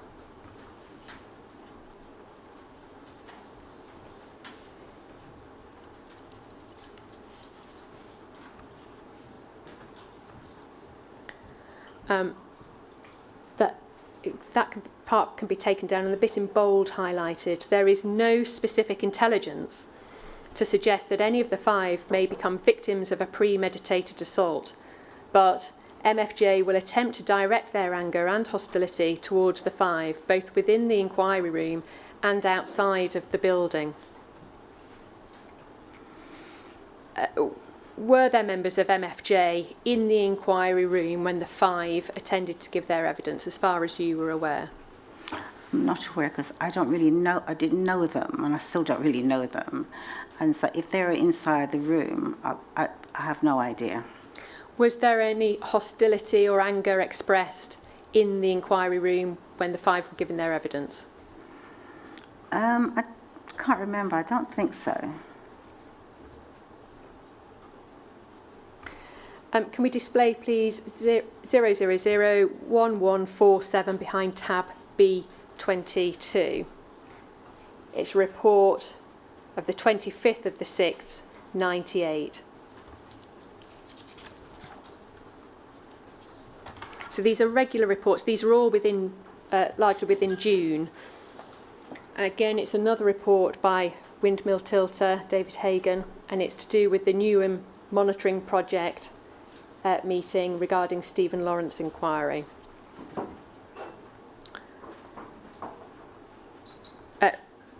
Paragraph 1, it's noted again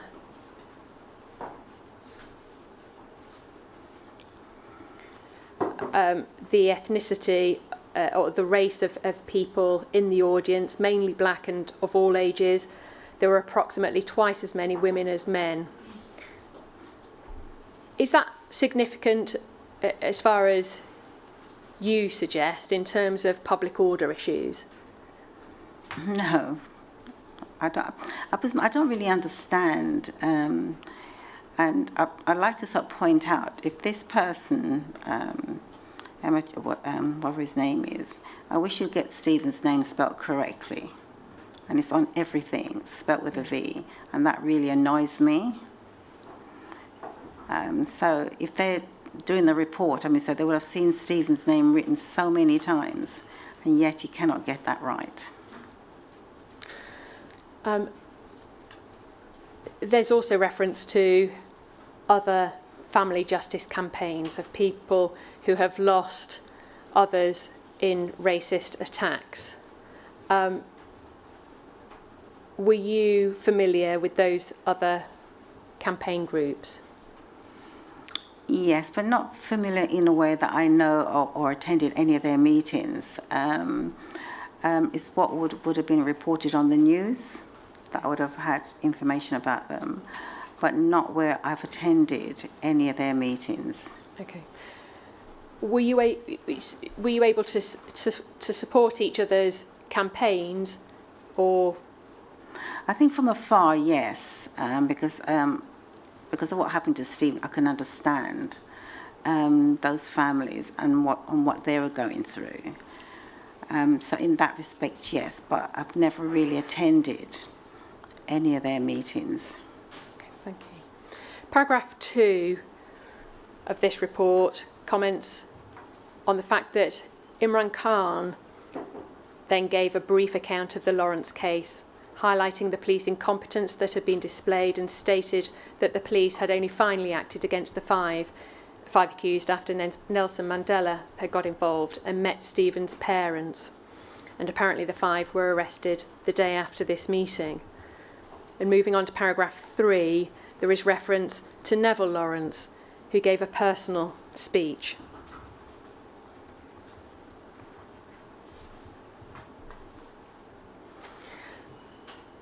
And it comments that he was disappointed by a statement issued by the leader of the Police Federation that day, supposedly saying that the inquiry had become political and was therefore flawed, and that Jack Straw should not be hounded into accepting its recommendations.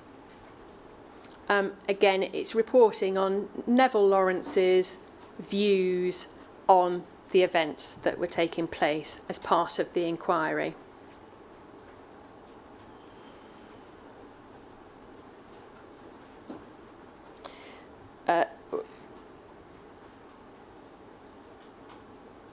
There is a sense that, there is evidence that when this was first investigated by Mark Ellison QC at the time, he suggested that HN81 was reporting on the internal machinations of the Stephen Lawrence campaign.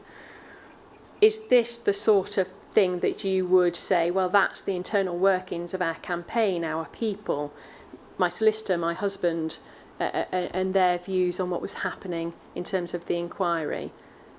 Do you think that is what was meant by the internal machinations of the campaign? I think if you were to look at how long it's taken us to get even to the inquiry, the frustration of us around that, and the fact that we've had to question how the police was conducting their inquiry. And yes, there are times that with Mr. Khan, we would ask and instruct him to write to whether the commissioner or whoever to question why the investigation into Stephen's murder has not produced any result. So yes, I can understand all of that, and yes, we would be always questioning. And as for the police, they're always trying to cover their backs all the time. You know, they have a job to do. And in my opinion, had they done their job as they should, we wouldn't be sitting here today. Baroness Lawrence, I'm about to move on to the actual day when the 5 attended to the inquiry, and it may be that now is an appropriate time to break for lunch. I would have thought so. We'll resume at 15:15. All rise.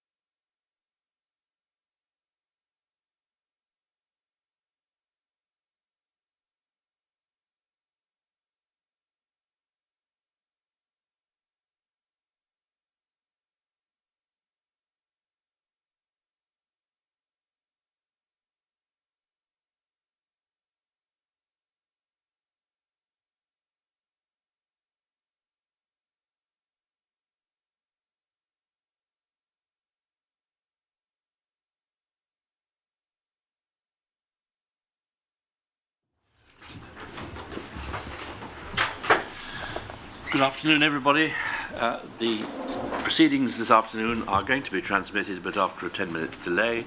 Those with recording devices may use them to transmit what they have heard in the hearing room, but only after 10 minutes have elapsed since the events they're describing. Mobile telephones may not be used for recording or photography. Yes. Thank you, sir. Could we have up on screen, please, MPS 1154. 301154, behind tab B24. This is a report of the 30th of June 98.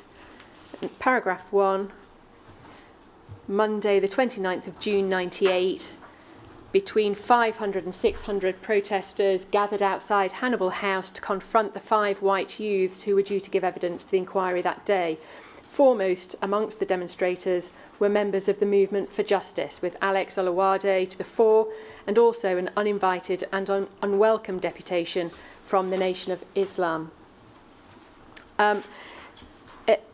Nation of Islam there are described as uninvited and unwelcome. Can you help us with whether that's true or not? Not really, no. Okay. Paragraph 2, please.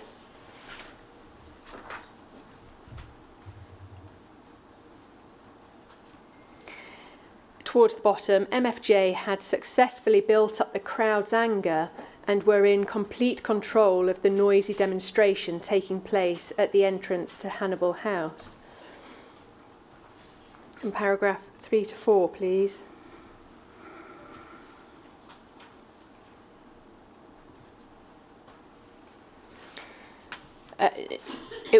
Neville Lawrence came down to address the crowd, and they informed them that negotiations were taking place to install a video link-up so that they would be able to watch the proceedings from outside. Ultimately, due to the respect in which he is held, Neville Lawrence was successful in calming the crowd and restoring a semblance of order.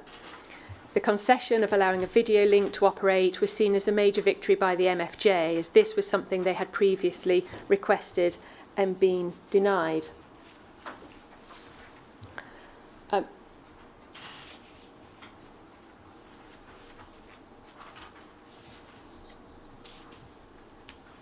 Do you recall a monitor being put up in a side room or a room within the the shopping centre? Not really, but I think if you think about it, the interest from the public, that should have been done, I would say, right from the word go, because the room was never big enough to hold as many members of the public who wanted to attend the hearing. Page 2, please. Paragraph 1.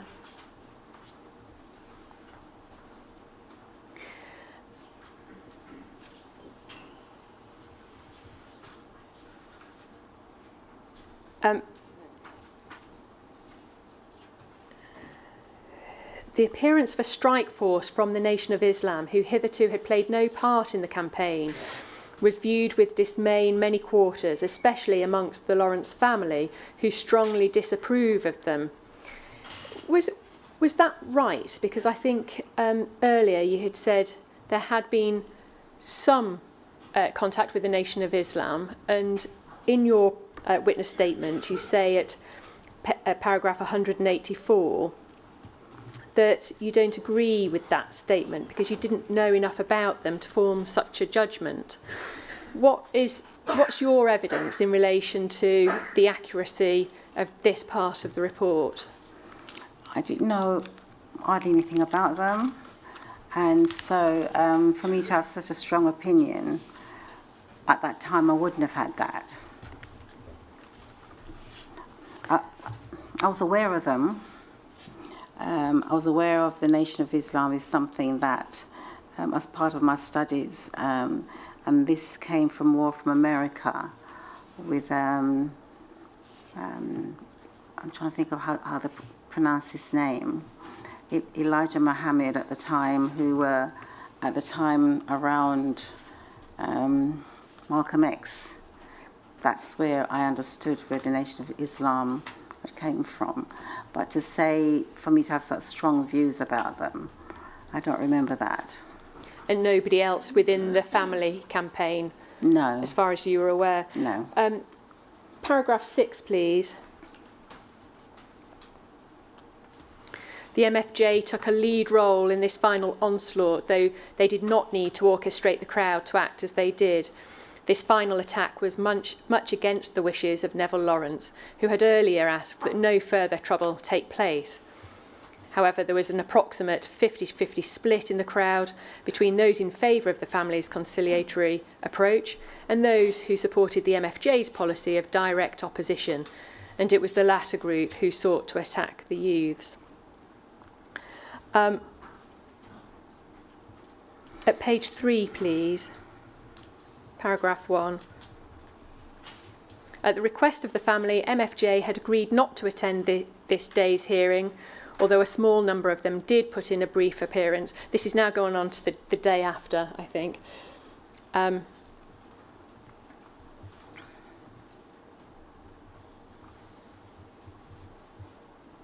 And paragraph 4, please.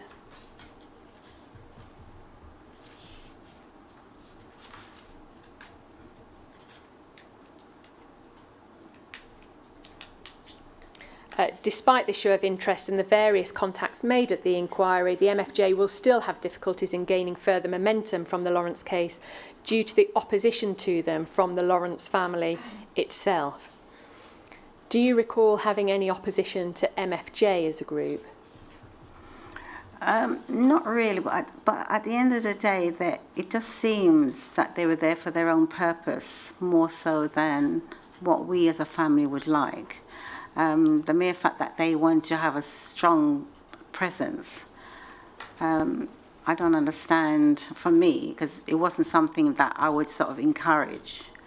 But as I say, I understand about the public feeling. I understand why people felt that they needed to be at the inquiry.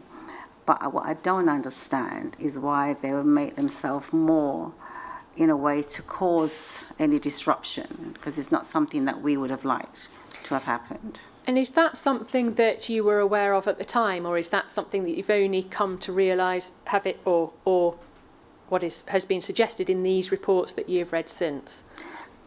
The report that I've read since, but I know on the day of those, when the individuals were about to attend, as I said before, I think that people wanted to be in the room to witness that, but the room was not big enough and they was not given that opportunity.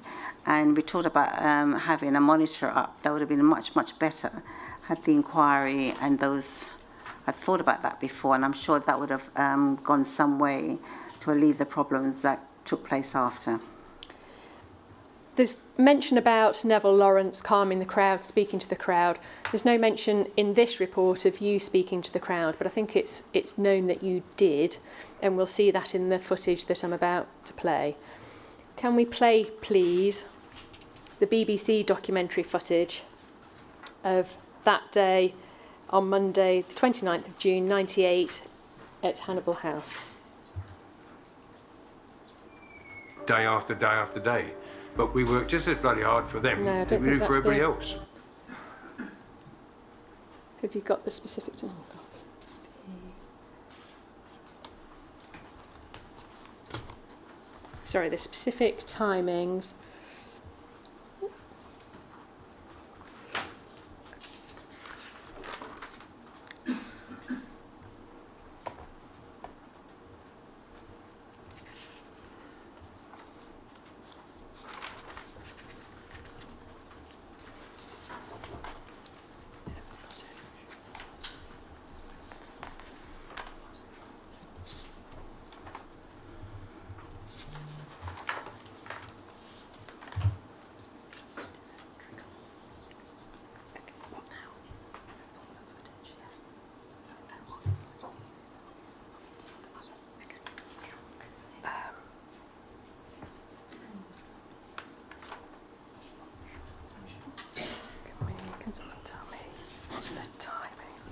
Sorry, sir, bear with me. I've got the specific timings somewhere.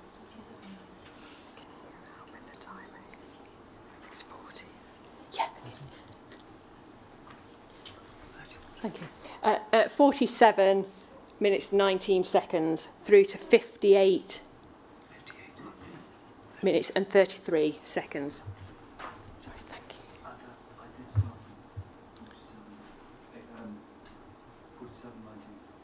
That's right, yeah.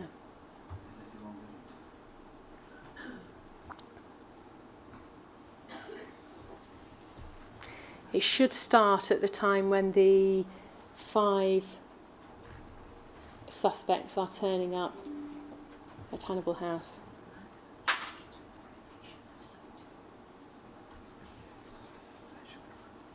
We worked just as bloody hard for them. This is episode. Should give evidence.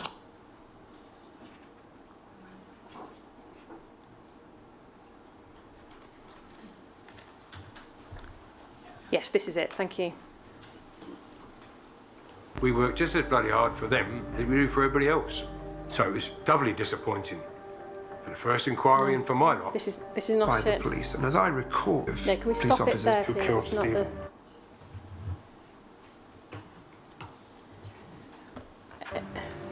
A High Court judge has ruled that 5 men who've all been charged in the past with murdering Stephen Lawrence Yes, should this is give it. evidence to Thank the you. inquiry into his death.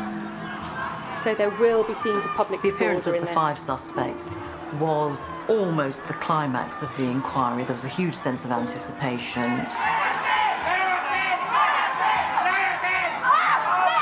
It's a public inquiry. Anybody can go up into the public inquiry.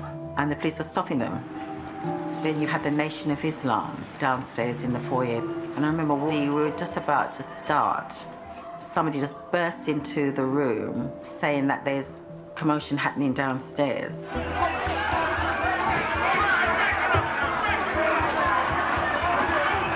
And it got so bad that they had to stop the inquiry. But what the police was doing was totally out of order because the police had used CS gas in their faces and stuff, so it was really, really bad. Why is it on the Stephen Lawrence inquiry, when it's black people who are coming to seek justice, that the police want to use offensive capability weapons like the CS gas? This is the scenario that everyone feared. Emotions running out of control down here, and the evidence of the 5 suspects temporarily derailed. They were going to cause a riot, and I had to calm them down and tell them that my family don't deal with things like that. What's happening here this morning is not going to get to the truth. No. It's going to stop us getting to the truth. And we are going to be branded as hooligans. It's a public inquiry. You have every right to hear it. But I'm Stephen's mother, and if I ask or requested people just to respect me, I think it should be done. But we can't let them come through and then they just get in the van and go. Yeah, so what that's what the police says. Black people have the right to run their own struggle. Yes. And you can't do it through a white judge sitting in some inquiry that doesn't have the opportunity to punish the police that were responsible or to actually put behind bars forever the murderers of Stephen Lawrence. Looks like they're coming down to me.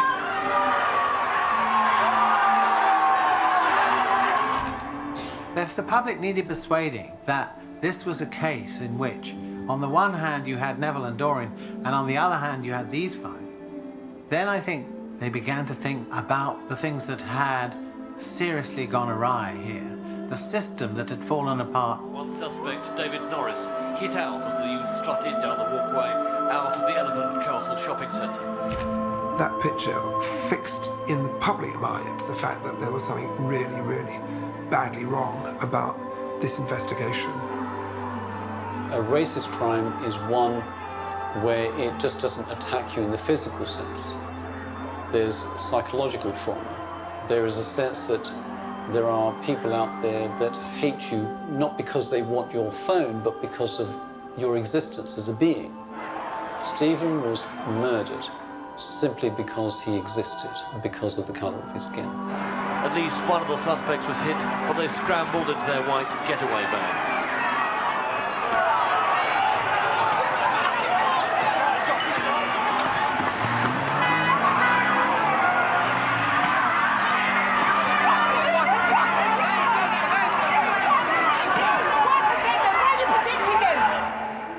this young man, Stephen Lawrence, who's never been in trouble with the police, who's not affiliated with a gang in any way, that is working towards becoming an architect, and you're like, you are protecting these 5? Really? Stephen's come to represent a wound that needs to be healed in our society. It's kind of a weird privilege to come to represent change. I really think it's best to add nothing to that now. But is there really... As the inquiry was going on, you could see Macpherson, I think his whole perspective changed while he was listening to Stephen's case. In an unprompted statement, Sir William spoke for the first time about a crisis of confidence between the black community and the Metropolitan Police. His unexpected remarks today give the clearest indication so far that his final report will be damning about police racism. Condon had a very public image, and I think it must have been difficult for him to accept that there was institutional racism on his watch. We have challenged some of the definitions of institutional racism. I have written to the judge and invited him to give us clarity.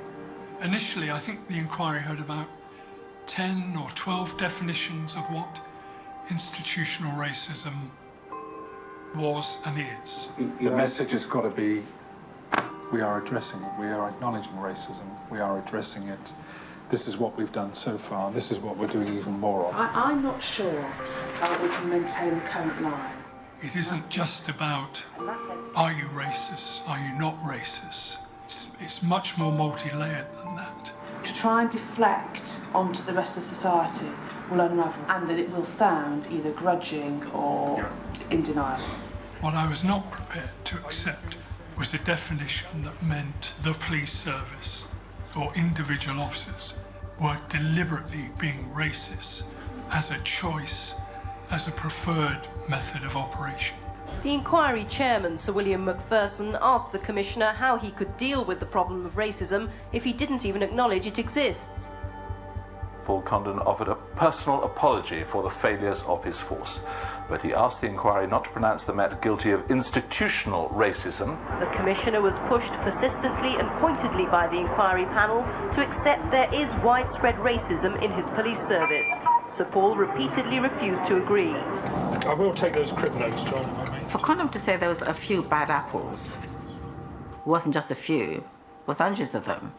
I don't see how the Metropolitan Police is going to move on from today.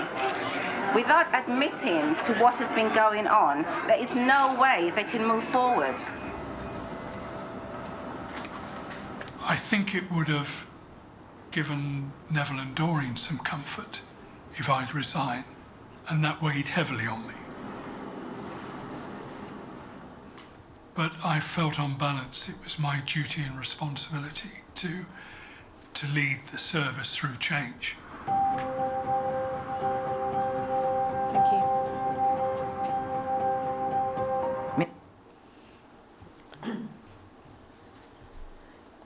Baroness Lawrence, do you recall any of those events outside Hannibal House on that day of the 29th of June 98 when the 5 suspects attended?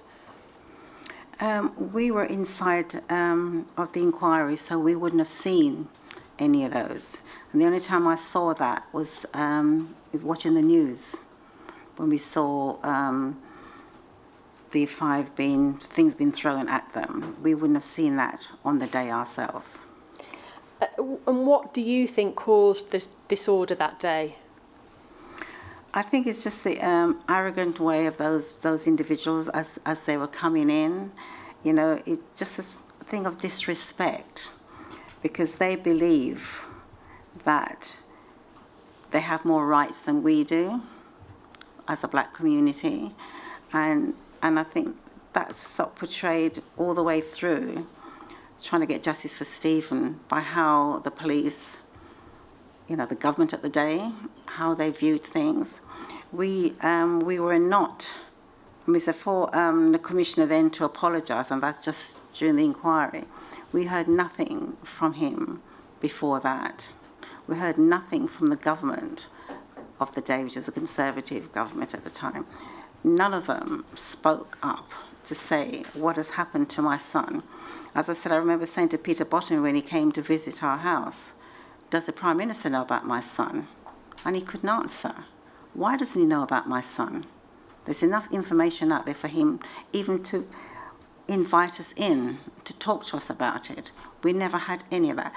I think the disrespectful way of us being treated right through all the years, and to only get a partial justice, nearly 20 years later, it just shows that they had no intention of catching Stephen's killers. In terms of the actual disorder that took place, I don't need to show it, but in David Hagan's witness statement at paragraph 128, 129 and 167, which is MPS 0748738, just for the record, he gives an account of his involvement in the disorder that day. And he says, I was careful to keep my distance from the worst of the disorder, but he does accept that he did join in with the pushing and shoving, but only once this had already begun. Now, the reports that we have seen suggest that members of the Movement for Justice were acting against your wishes, and one of the individuals doing so was HN81, the undercover officer who was there that day. What do you say about that, if in fact that was true? I don't really know, because at the end of the day, if you're a police officer, you should not be engaged in those activities. And yes, he said he was undercover, but why did he feel it was right for him to engage in those activities? You're supposed to uphold the law, and there clearly shows that he wasn't on that day. Can we move to a further report, which is dated the 17th of July 98. It's MPS 301181 at page 1, please. It's behind B28 of the bundle. And it talks about divisions within the Lawrence family.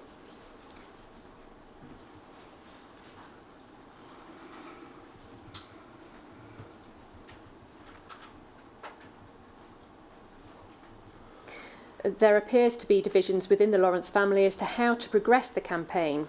Neville Lawrence maintains a tight control and is of the view that nothing should be done to antagonise the authorities prior to the inquiry publishing its findings, as Part 1 is due to end and Part 2 will not start until September. This approach appears to be too cautious for members of the support groups, the Southall Monitoring Group, SMG, and Newham Monitoring Project, NMP, let alone the fringe elements such as MFJ.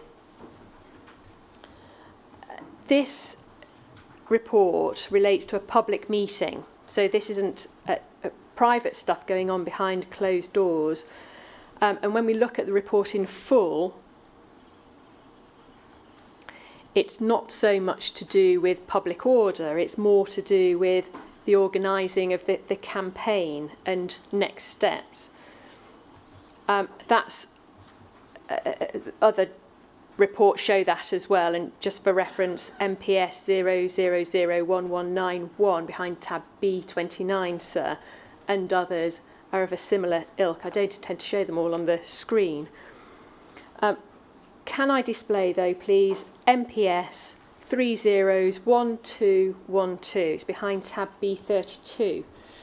And this is a report from the 24th of July, 1993.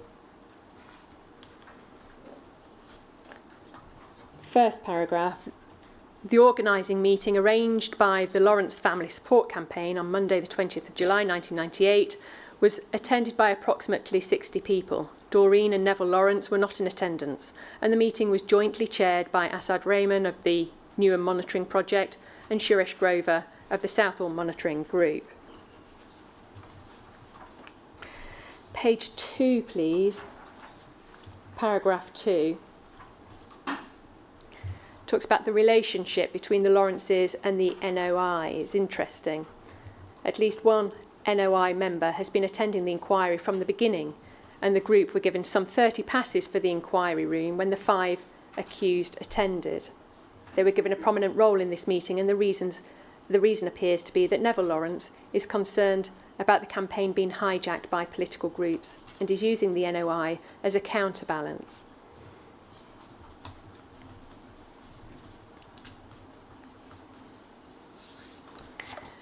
Over the page, page 3, please.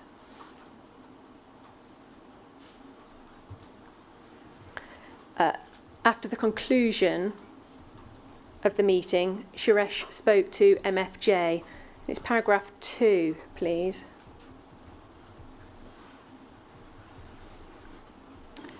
Halfway down, Suresh went on to explain that Doreen and Neville have in reality separated and that they only continue together as a front for the campaign. Doreen, in fact, wishes to wind up the campaign at this point and simply await the findings of the inquiry. Neville is more open to continuing, but only until the inquiry releases its findings. This report from '98 talks about your separation. To what extent was that public knowledge at that time? As far as I know, it's not something we discuss our personal relationship in public. So this is probably, at the moment, we're going through this phone hacking stuff that's happened with the family. So I don't know if things during that time, because there were, for our phones and stuff that was happening through the mail, the Daily Mail. So whether or not that came out through our personal and private discussion, that would be anybody be able to know about our separation, because it wasn't something that we would have reported to the public. And no matter how this came to be in the report, what do you say about the nature of that information being in a police report? I think our family life is private, and it should not be in a police report.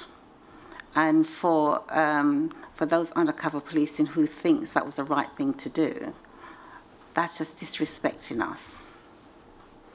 We heard from Suresh Grover this week that he denies being the source of this information. Can you help us with whether you think that is right or not? You've mentioned about the phone hacking. Is that as far as you can help us with how this information came to be? I would have no idea how Suresh would know, or if he repeated something like that. I would not have known about that. The suggestion that you want to wind up the campaign and await the findings of the inquiry, how true was that? The inquiry was sort of slowed down before the inquiry, because I think at times, trying to look at justice for Stephen, have a family to bring up, work in, it was a really difficult time. So the idea of looking to wind up the campaign, because at the end of the day, where were we getting? I think we were hoping to have as much come out of the inquiry to help us to proceed around justice. So maybe at the time, probably that's what I was thinking, I don't know. But it weighed heavily on me, trying to manage my life, my children, as well as all this was going on. There are times it's really difficult, and we shouldn't have to be put through all of this. As a family, we should not have gone through this. So we've not had an opportunity to grieve over our son, because we're constantly battling, fighting for something that should be there readily for us. Paragraph 4, please.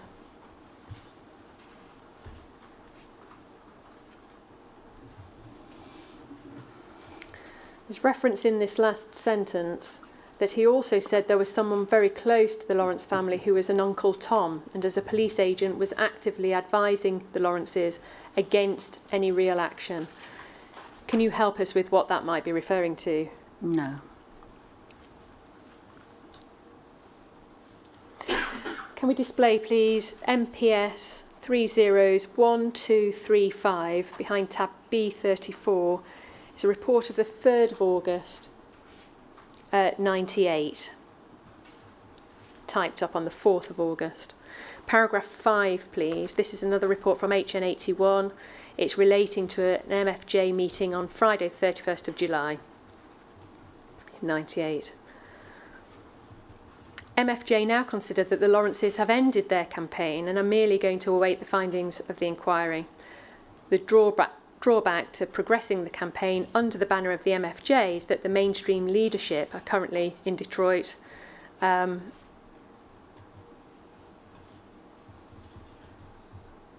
the last sentence certainly is felt that the opportunity to seize the momentum of the stalling Lawrence campaign has been lost.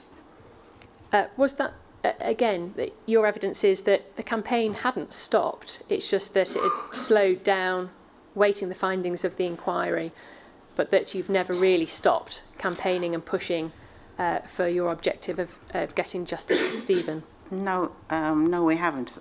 And I think when some of these stuff is only since the inquiry that I've read some of these, so I was not aware of what the MFJ and what their position has been, because it wasn't anything that I was part of. So I can't answer anything to do with them. The last paragraph on page 2, please.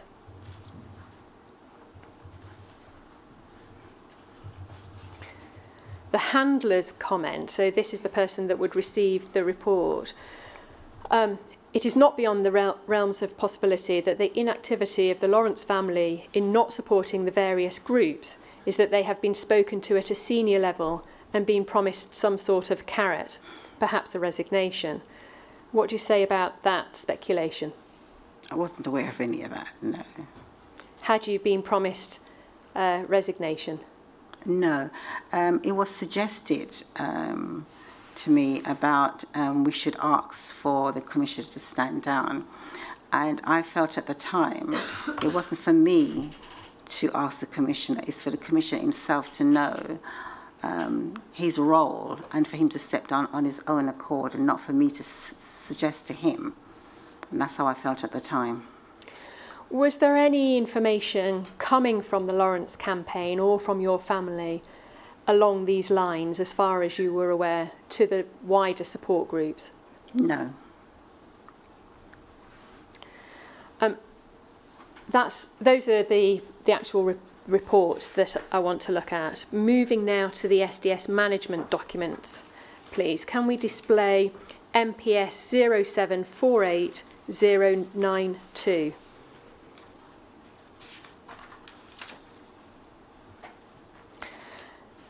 And this is to do with the visit of an ACSO to the SDS on the 7th of July 1998. In context, this is the week after the 5 attended at the inquiry at Hannibal House. Page 9 of this, please.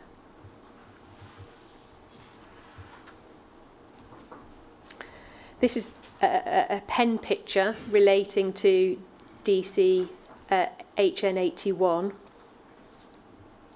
and paragraph 3 states that he has been in a unique position to report on the recent attempts by MFJ to galvanise the black youth in Brixton and families of, in commas, victims of deaths in police custody to demonstrate against police. More recently, he has provided intelligence on the MFJ's efforts to influence the Lawrence family during the public hearing.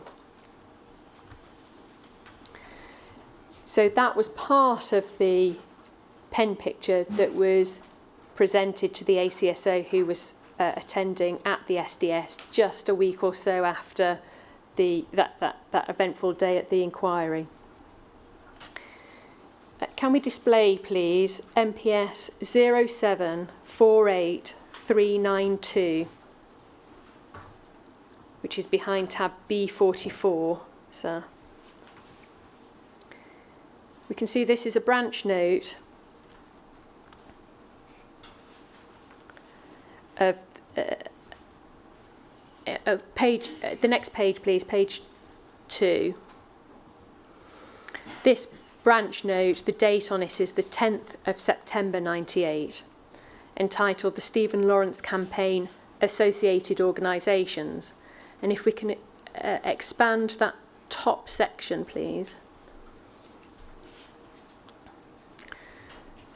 It reads, this note is produced for the information of the Commissioner of Police, DAC Grieve and Superintendent Thornton.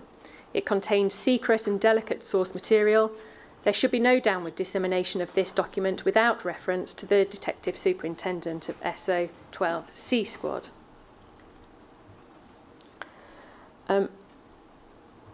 Page 2,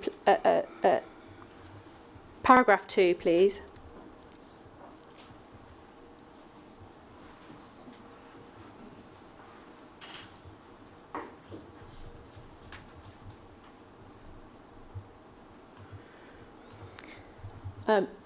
The themes touched upon by the Lawrence inquiry as a whole, those of perceived police corruption and racism, the criminal justice system, and even the state of race relations in general, means that this is an obvious target for certain political groups.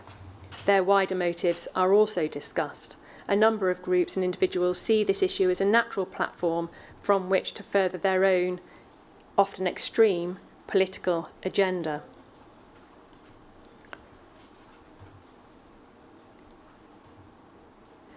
And I should have read out the last sentence of that first paragraph there. Furthermore, the sense of anger and alienation that this issue has aroused within the black community means that the possibility of public disorder cannot be discounted. So in terms of the introduction to this branch note, there is an element of public disorder and the concern around that, but the document as a whole addresses that in small part. Paragraph 4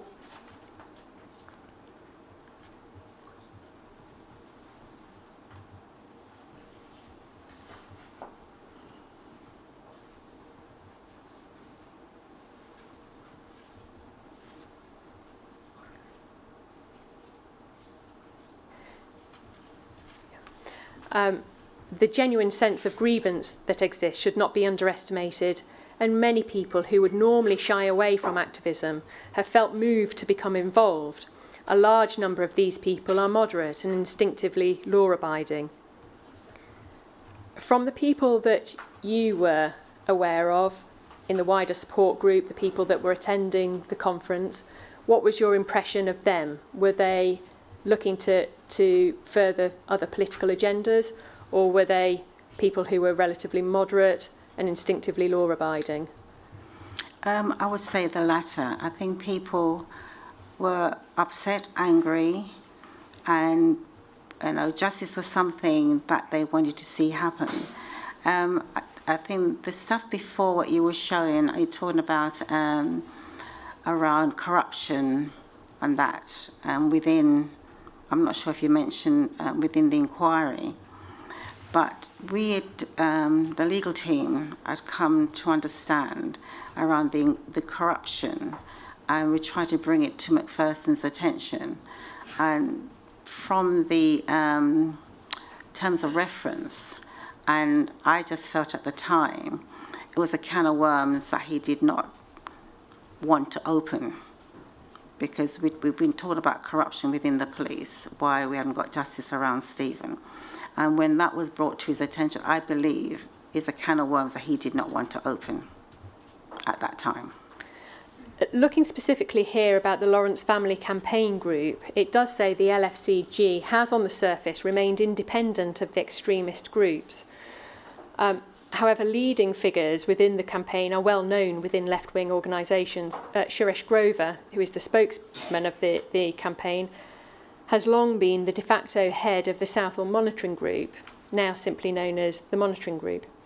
He has a checkered past involving a number of Trotskyist groups and a high profile amongst the West London Asian community. Would you agree with that description of who you knew as Suresh Grover? I didn't really know him. Okay. I didn't know him. I mean, so he joined the campaign, but I would not have known anything about his background or any of those things. I would not have known. Okay, so you can't comment on whether that's a true picture of him at all? No. Page 3, please, paragraph 3. As for the Lawrence family, Doreen and Neville Lawrence split up during the first stage of the inquiry, although this is not public knowledge. And there's a reference to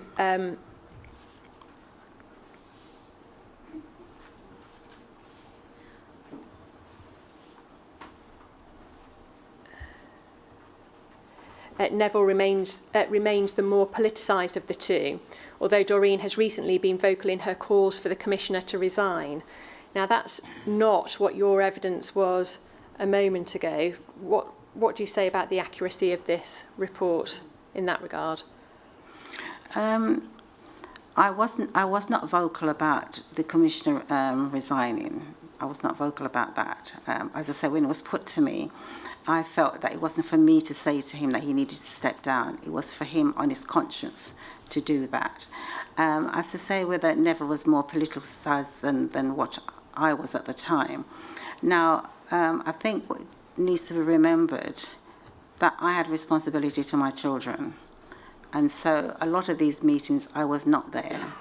So whatever discussion was happening in those meetings, I was not aware of them. Thank you. That's all I want to show in relation to this document. Can we display, please, MPS 0720946 at page 3?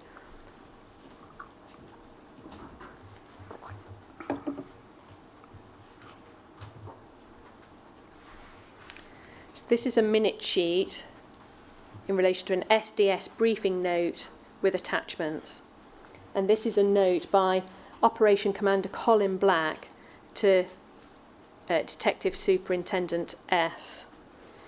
And he says the SDS is, as usual, well positioned. You see that there? At the focal crisis points of policing in London. I am aware that DI Richard Walton of CO24 receives ad hoc off-the-record briefings from the SDS. I have reiterated to him that it is essential that the knowledge of the operation goes no further. I would not wish him to receive anything on paper. I have established a correspondence route to DAC Grieve via DS McDowell, formerly of SO12, and opened an SP file for copy correspondence with CO24. It will, of course, fall to C Squad to provide the bulk of that material, and they will undoubtedly consult SDS as appropriate. And it appears that this shows there is a line of communication set up that at least goes as far as DAC Grieve. So that's Deputy Assistant Constable Grieve. So going to almost the very top of the MPS at the time, what do you say about that there's information that's going from the SDS up to the top of the MPS? I think what you need to remember is that I had no knowledge of any of this. So the fact that this is being done in the background, I would have no knowledge. And besides, we would never have been kept informed by any police officers as to how the investigation has been happening or what's been running. So I would have no knowledge of any of this. Can we have page 8, please?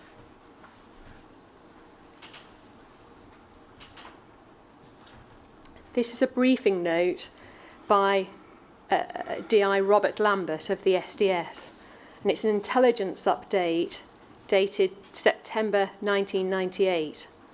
And paragraph 3 in relation to this states that In addition to providing valuable public order intelligence for C Squad, Windmill Tilter's unique insight into the behind-the-scenes machinations of the Lawrence campaign has also proved invaluable to ADI, Acting Detective Inspector, I think that is, Richard Walton, who is currently attached to the Stephen Lawrence review team. So the Stephen Lawrence review team was the team that was set up in order to represent the Commissioner's submissions to the Stephen Lawrence inquiry. Were you aware of that unit? No. At a recent SDS meeting, Windmill Tilter was able to give ADI Walton a first-hand briefing on the case and offer some sound advice. For example, that the Commissioner would be ill-advised to attend a public forum at Lambeth Town Hall as provisionally planned. In terms of the Metropolitan Police's long-term strategy of seeking to rebuild damaged relations with the black community, Windmill Tilter was able to comment authoritatively on the enormity of the task generally and in his own local area, Brixton specifically.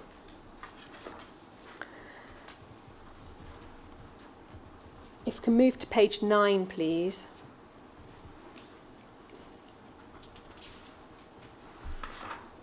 Paragraph 4. Source protection dictates that SDS assistance to the Stephen Lawrence review team should continue to be restricted to the current channels as outlined above, regular reporting to C Squad and additional discrete briefings to ADI Walton when necessary. So it looks like it's a channel that is feeding into the Stephen Lawrence review team during the existence of the Stephen Lawrence inquiry to Macpherson, chaired by Macpherson. What are your thoughts about that there is undercover intelligence being gathered from the groups in your campaign and the groups that are supporting you being fed into the Commissioner's legal team? I don't know what to say about that. It seems as if all during Stephen's case that senior officers had been informed or continued to be informed about Stephen's case, but none of that was ever communicated to us. No information was shared to us for us to understand how they're working and to say whether or not there was anything to come out of the work that they're doing. So nothing was shared. So we had no idea what was happening behind the scenes. Completely unaware of it at the time, but what do you say now about it in hindsight, learning about that during the course of Ellison and this inquiry? I think, as I said before, had they put as much resources and attention at the beginning of Stephen's murder, they would have been able to arrest and convict those individuals. The fact that at the later stage that they're doing all of this now, I'm not certain what do they expect to come out of it. Were they looking to arrest any of these individuals? There's nothing within that tells me that's what the intentions were. It just seems as if they're just trying to cover themselves, protect themselves from criticism. And I think because I've been very critical all along of how the investigation has been conducted. So I just see this as something they're just trying to cover themselves. So is it your evidence that it's a misplacing of resources, or the prioritisation was wrong? Well, that was definitely, the prioritisation was definitely wrong. Because 93, to the inquiries happened in 98, 99, when the report came out. What were they doing before? And even when we were trying to have the private prosecution, I presume for me, I relied on them because they're trying to say, this is what we're going to do to support you.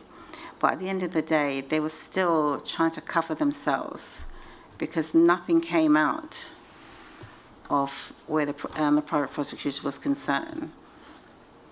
You know, we didn't get anything out of that. You know, they spent hours and days supposedly working with us to mount a case against those individuals, and so nothing.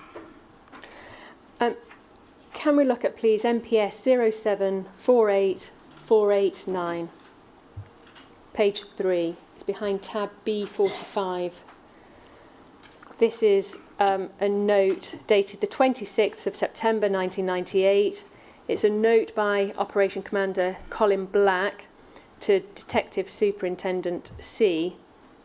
Said, if at all possible, I would wish to see a flow of suitable material to DS privacy or blank, both tactical intelligence around the Lawrence inquiry and broader work on race crime. Please carry forward. So this material to do with the Lawrence inquiry, to do with work on race crime, is going up the chain of command. There's a flow of information. I think I would like to understand what he meant by that, because I think by saying this, I can't see whether or not he's saying around where racism is concerned that he has some concerns and want to do something about it. I don't see how this tells me anything. So you want to know what the objectives were, what they were doing with that sort of information? Yes. Can we put on display MPS 0728625? This is HN81's file. It's page 3 to 4, please, that relates to the recommendation for commendation for HN81.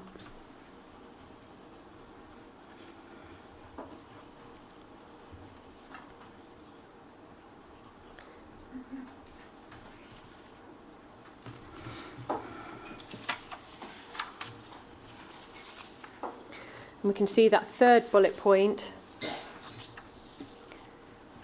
refers to the provision of a perspective to those charged with formulating the MPS position on key strategic issues. He was thus debriefed thoroughly by the Stephen Lawrence review team as it considered how the MPS might regain the confidence of the black community, how it might assess the potential for disorder by sections of that community, and what might be the consequences of sustained political pressure on the MPS from hard left and other groups not well disposed to the police.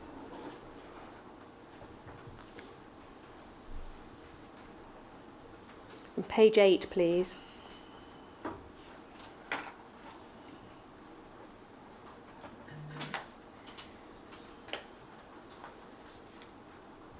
Paragraph 4. This is to do with HN81's withdrawal strategy.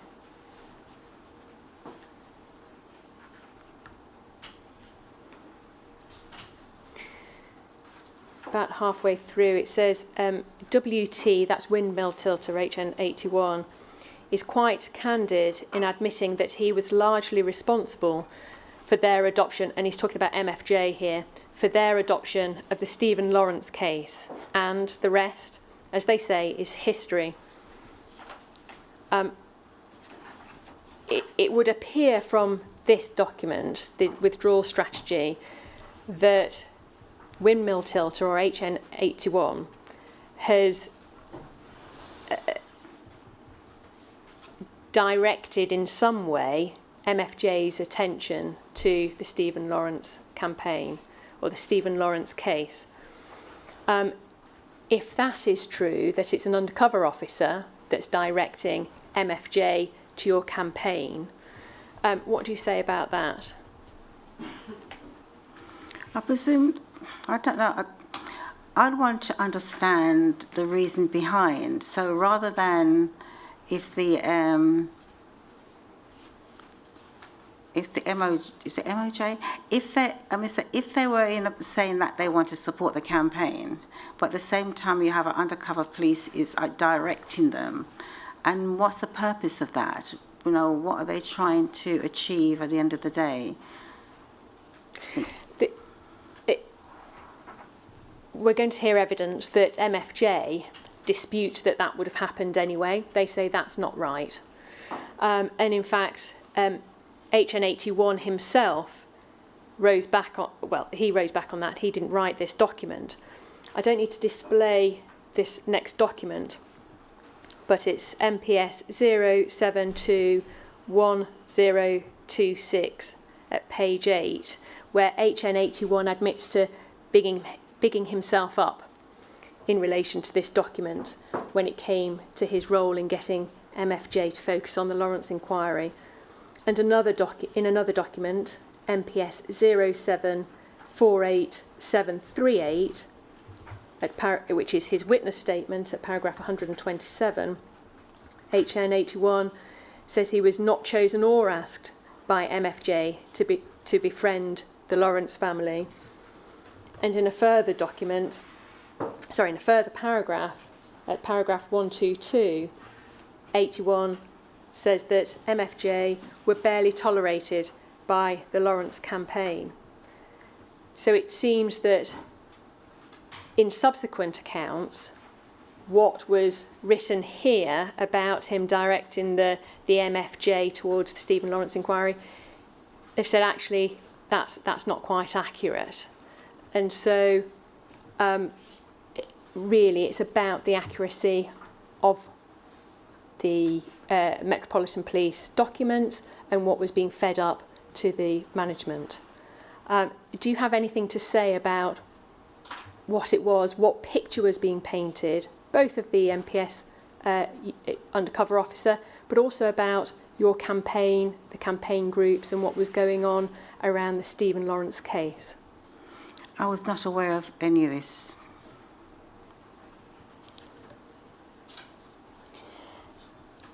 Can we display, please, MPS 0721973?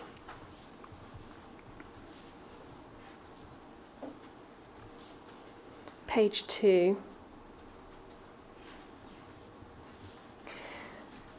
MFJ got involved with the Stephen Lawrence case when it came to the Elephant and Castle.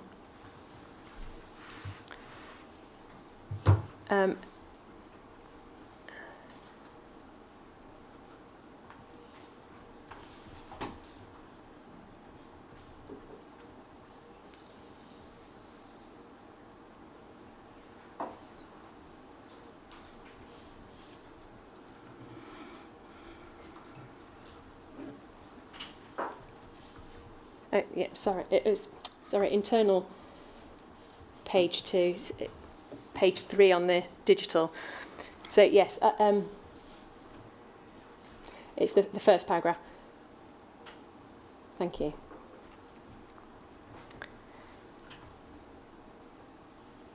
So to the best of my knowledge, we weren't involved in Stephen Lawrence until the inquiry came to the Elephant and Castle. The Lawrences were never on the radar with the MFJ before that. When it came to the MFJ's doorstep, they got involved. I was never tasked by management. I didn't suggest it, but I didn't dissuade them from getting involved. It was really good news that they were going to it. It was going to be valuable intelligence with regard to public order issues. Our involvement pretty much took up all of our time. So that is a later account of HN81 when he was interviewed on the 9th of October 2013 as to how he was reporting both on MFJ's involvement with the Lawrence campaign and the inquiry. And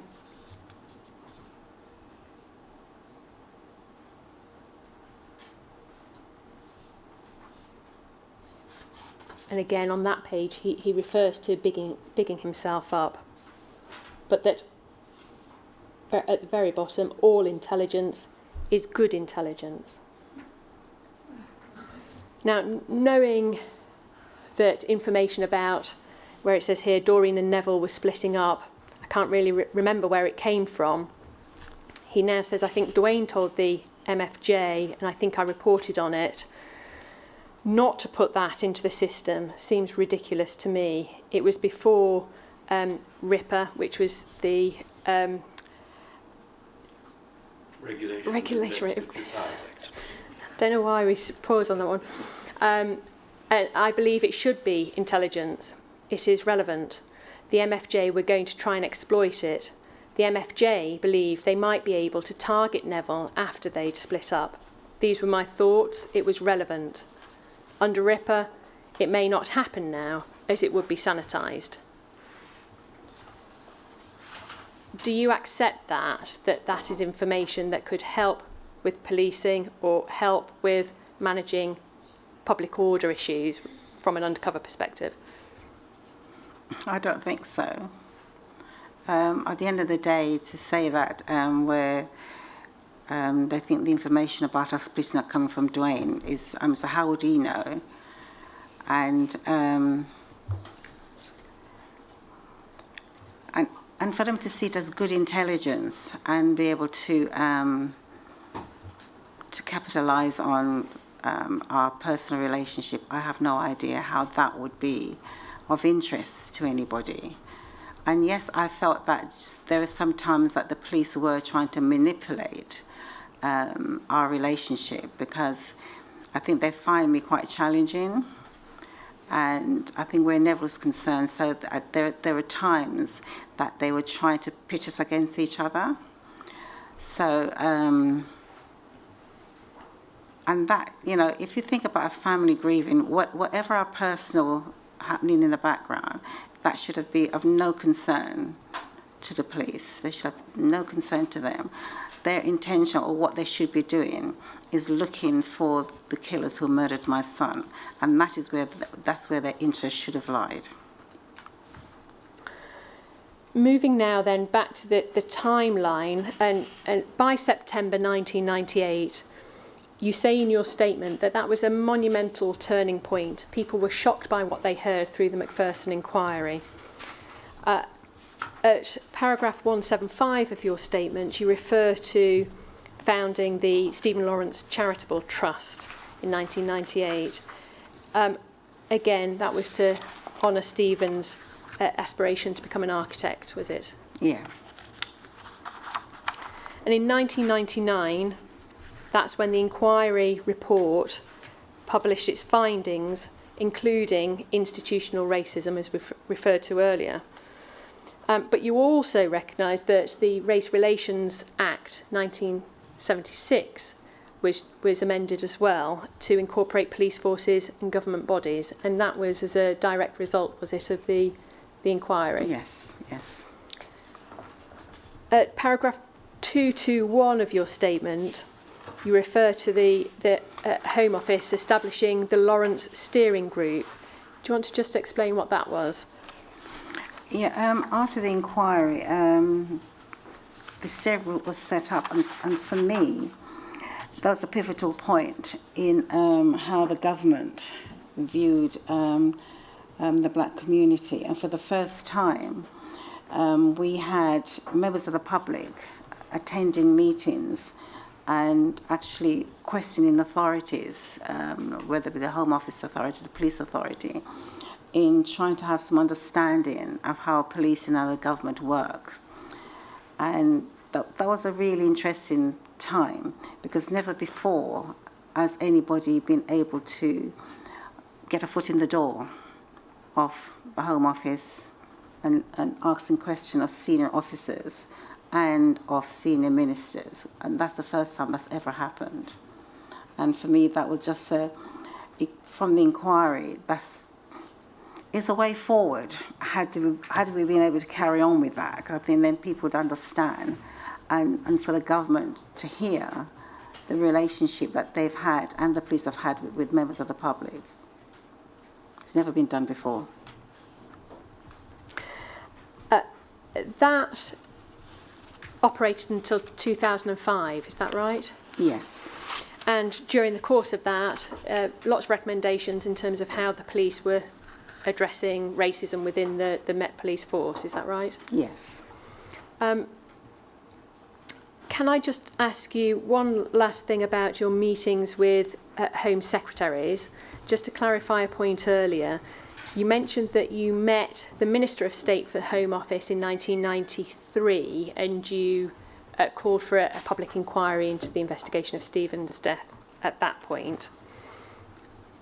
And then we know that you met with Jack Straw early in 97 when he was still Shadow Home Home Secretary, and then after the election when he was Home Secretary in the July of 1997. Yes. Sorry, I think you met him in the June, and by the July then he announced a public inquiry. Can you tell us what happened in between those times, from 93 to 97, in terms of your steps to call for a public inquiry? Did you have any meetings with any other Home Secretaries or people within the Home Office? No. There was an attempt, I don't remember what year it was.